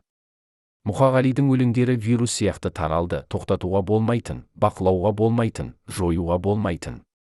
Жиі оларды тоқтатуға тырысты. Жиі оларды тыюға тырысты. Жиі оларды жоюға тырысты. Бірақ кеш болды. Өлеңдер еркін болды. Дауыс еркін болды. Шындық еркін болды. Мұқағалидың өлімінен бір ай өткен соң, оның бірінші жинағы қайта басылды, ресми емес, жасырын, халықтық. Адамдар ақша жинады. Адамдар баспахана тапты. Адамдар кітапты басты, 1000 дана, 2000 дана, 5000 дана. Кітап бір аптада сатылып кетті. Адамдар оны іздеді, кітапханаларда, дүкендерде, достарда. Адамдар оны оқыды, 1 рет, 2 рет, 10 рет. Адамдар оны сақтады, қасиетті зат сияқты, құнды зат сияқты, қажетті зат сияқты. Жүйе қарсы шықты. Қауіпсіздік комитеті кітапты тыюға тырысты. Олар баспахананы жапты. Олар ұйымдастырушыларды қамады. Олар кітаптарды жинап алды. Бірақ кітаптар көбейе берді. Олар пайда болды жаңа баспаханалардан, жаңа қалалардан, жаңа адамдардан. Олар таралды қолдан қолға, үйден үйге, жүректен жүрекке. Оларды тоқтату мүмкін емес болды. Мұқағалидың өлімінен 1 жыл өткен соң, оның өлеңдері мектеп бағдарламасына енді ресми емес, бірақ нақты. Мұғалімдер оларды оқытты, сабақта, сабақтан тыс, жасырын. Балалар оларды үйренді жатқа, жүректен, махаббатпен. Ата-аналар оларды қолдады, тыныш, мақтаумен, мақтанышпен. Мұқағалидың өлеңдері ұрпаққа өтті, табиғи түрде, қажетті түрде, қайтарылмайтын түрде. Жүйе тағы да қарсы шықты. Білім министрлігі мұғалімдерді ескертті. Мектеп директорлары сабақтарды тексерді. Партия комитеттері ата-аналарды шақырды. Бірақ ештеңе көмектеспеді. Өлеңдер өмір сүрді. Дауыс өмір сүрді. Шындық өмір сүрді. Оларды өлтіру мүмкін емес болды. Мұқағалидың өлімінен 10 жыл өткен соң, оның есімі көшелерге берілді, бірінші рет, ресми түрде, мемлекеттік деңгейде. Алматыда бір көше оның есімін алды. Кішкентай көше, орталықтан алыс, бірақ көше. Адамдар қуанды. Олар митинг өткізді. Олар гүл қойды. Олар өлеңдерді оқыды. Олар Мұқағалиды еске алды, махаббатпен, құрметпен, сағынышпен. Содан кейін басқа қалалар да қосылды. Қарағандыда көше. Шымкентте көше. Павлодарда көше. Семейде көше. Мұқағалидың есімі картаға түсті, нақты көрінетін, мәңгі. Оның дауысы географияға айналды. Оның өлеңдері топографияға айналды. Оның өмірі тарихқа айналды. Мұқағалидың өлімінен 20 жыл өткен соң, оның есімі мектептерге берілді. Алматыда бір мектеп. Қарағандыда бір мектеп. Шымкентте бір мектеп. Мектептерде оның мүсіні қойылды. Оның өлеңдері қабырғаларға ілінді. Оның өмірбаяны оқытылды. Балалар оның есімін білді. Балалар оның өлеңдерін оқыды. Балалар оның өмірін үйренді. Мұқағалидың өлімінен 30 жыл өткен соң, оның есімі кітапханаларға берілді. Үлкен кітапханалар, орталық кітапханалар, мемлекеттік кітапханалар. Кітапханаларда оның жинақтары сақталды. Оның қолжазбалары сақталды. Оның хаттары сақталды. Зерттеушілер оларды зерттеді. Студенттер оларды оқыды. Адамдар оларды құрметтеді. Мұқағалидың өлімінен 40 жыл өткен соң, оның есімі ұлттық деңгейге көтерілді. Оған мемлекеттік сыйлық берілді, өлгеннен кейін кеш, бірақ берілді. Оған ескерткіш қойылды, Алматыда, орталықта, көрінетін жерде. Оған мұражай ашылды, оның үйінде, оның заттарымен, оның өлеңдерімен. Мұқағали ұлттық қаһарманға айналды. Ұлттық ақынға айналды. Ұлттық мақтанышқа айналды. Бірақ бұл жеткілікті ме? Бұл әділ ме? Бұл дұрыс па? Біз оны тірі кезінде неге бағаламадық? Біз оған тірі кезінде неге көмектеспедік? Біз оны тірі кезінде неге қолдамадық? Біз оны өлгеннен кейін ғана бағалаймыз. Біз оны өлгеннен кейін ғана құрметтейміз. Біз оны өлгеннен кейін ғана мақтанамыз. Бұл лицемерлік. Бұл екіжүзділік. Бұл ұят. Мұқағалидың досы Серік айтады, адамдар маған айтады, Мұқағали қазір атақты. Оның өлеңдері барлық жерде. Оның есімі барлық жерде. Ол ұлттық қаһарман. Мен оларға жауап беремін. Иә, қазір. Бірақ ол тірі кезде қайда болдыңдар? Ол ауырған кезде қайда болдыңдар? Ол көмекке мұқтаж кезде қайда болдыңдар? Сіздер жоқ болдыңдар. Сіздер үнсіз болдыңдар. Сіздер салқын болдыңдар. Және қазір сіздер оны мақтайсыздар. Қазір сіздер оны құрметтейсіздер. Қазір сіздер онымен мақтанасыздар. Бұл кеш. Өте кеш. Ол өлі. Ол сіздердің мақтауларыңызды естімей. Ол сіздердің құрметтеріңізді көрмейді. Ол сіздердің мақтаныштарыңызды сезбейді. Серік дұрыс. Біз кешіктік. Біз Мұқағалиды жоғалттық. Біз оны тірі кезінде бағаламадық. Біз оған тірі кезінде көмектеспедік. Біз оны тірі кезінде қолдамадық. Және қазір біз өкінеміз. Қазір біз кешірім сұраймыз. Қазір біз өтеуге тырысамыз. Бірақ кеш. Өте кеш. Ол өлі. Ол қайтып келмейді. Бірақ біз бір нәрсе істей аламыз. Біз оның сабағын үйрене аламыз. Біз өз қателерімізді қайталамауға тырыса аламыз. Біз өз ақындарымызды тірі кезінде бағалай аламыз. Біз оларға тірі кезінде көмектесе аламыз. Біз оларды тірі кезінде қолдай аламыз. Бұл біздің борышымыз. Бұл біздің жауапкершілігіміз. Бұл біздің адамдығымыз. Сіз өз ақындарыңызды қалай бағалайсыз? Сіз оларға қалай көмектесесіз? Сіз оларды қалай қолдайсыз? Немесе сіз оларды өлуге қалдырасыз ба? Жалғыз, ауру, ұмытылған және өлгеннен кейін ғана мақтайсыз ба? Мұқағали Мақатаевтың өмірі мен өлімі бізге көп нәрсе үйретеді. Ол бізге үйретеді, өнер құрбандықты талап етеді. Ол бізге үйретеді, шындық қауіпті. Ол бізге үйретеді, жүйе қатал. Ол бізге үйретеді, адамдар ұмытшақ. Бірақ ол бізге тағы бір нәрсе үйретеді, ең маңыздысын, дауыс өлмейді. Мұқағали өлді. 29 жасында. Өз үйінде. Жалғыз, ауру, кедей, ұмытылған, бірақ оның дауысы өмір сүреді. Оның өлеңдері өмір сүреді. Оның шындығы өмір сүреді. Олар өмір сүреді, біздің жүректерімізде, біздің жадымызда, біздің өлеңдерімізде. Олар өмір сүреді, ұрпақтан ұрпаққа, жүректен жүрекке, жаннан жанға. Олар мәңгі өмір сүреді. Мұқағалидың өлімінен кейін не болды? Оның өлеңдері таралды, жылдам, кең, қайтарылмайтын.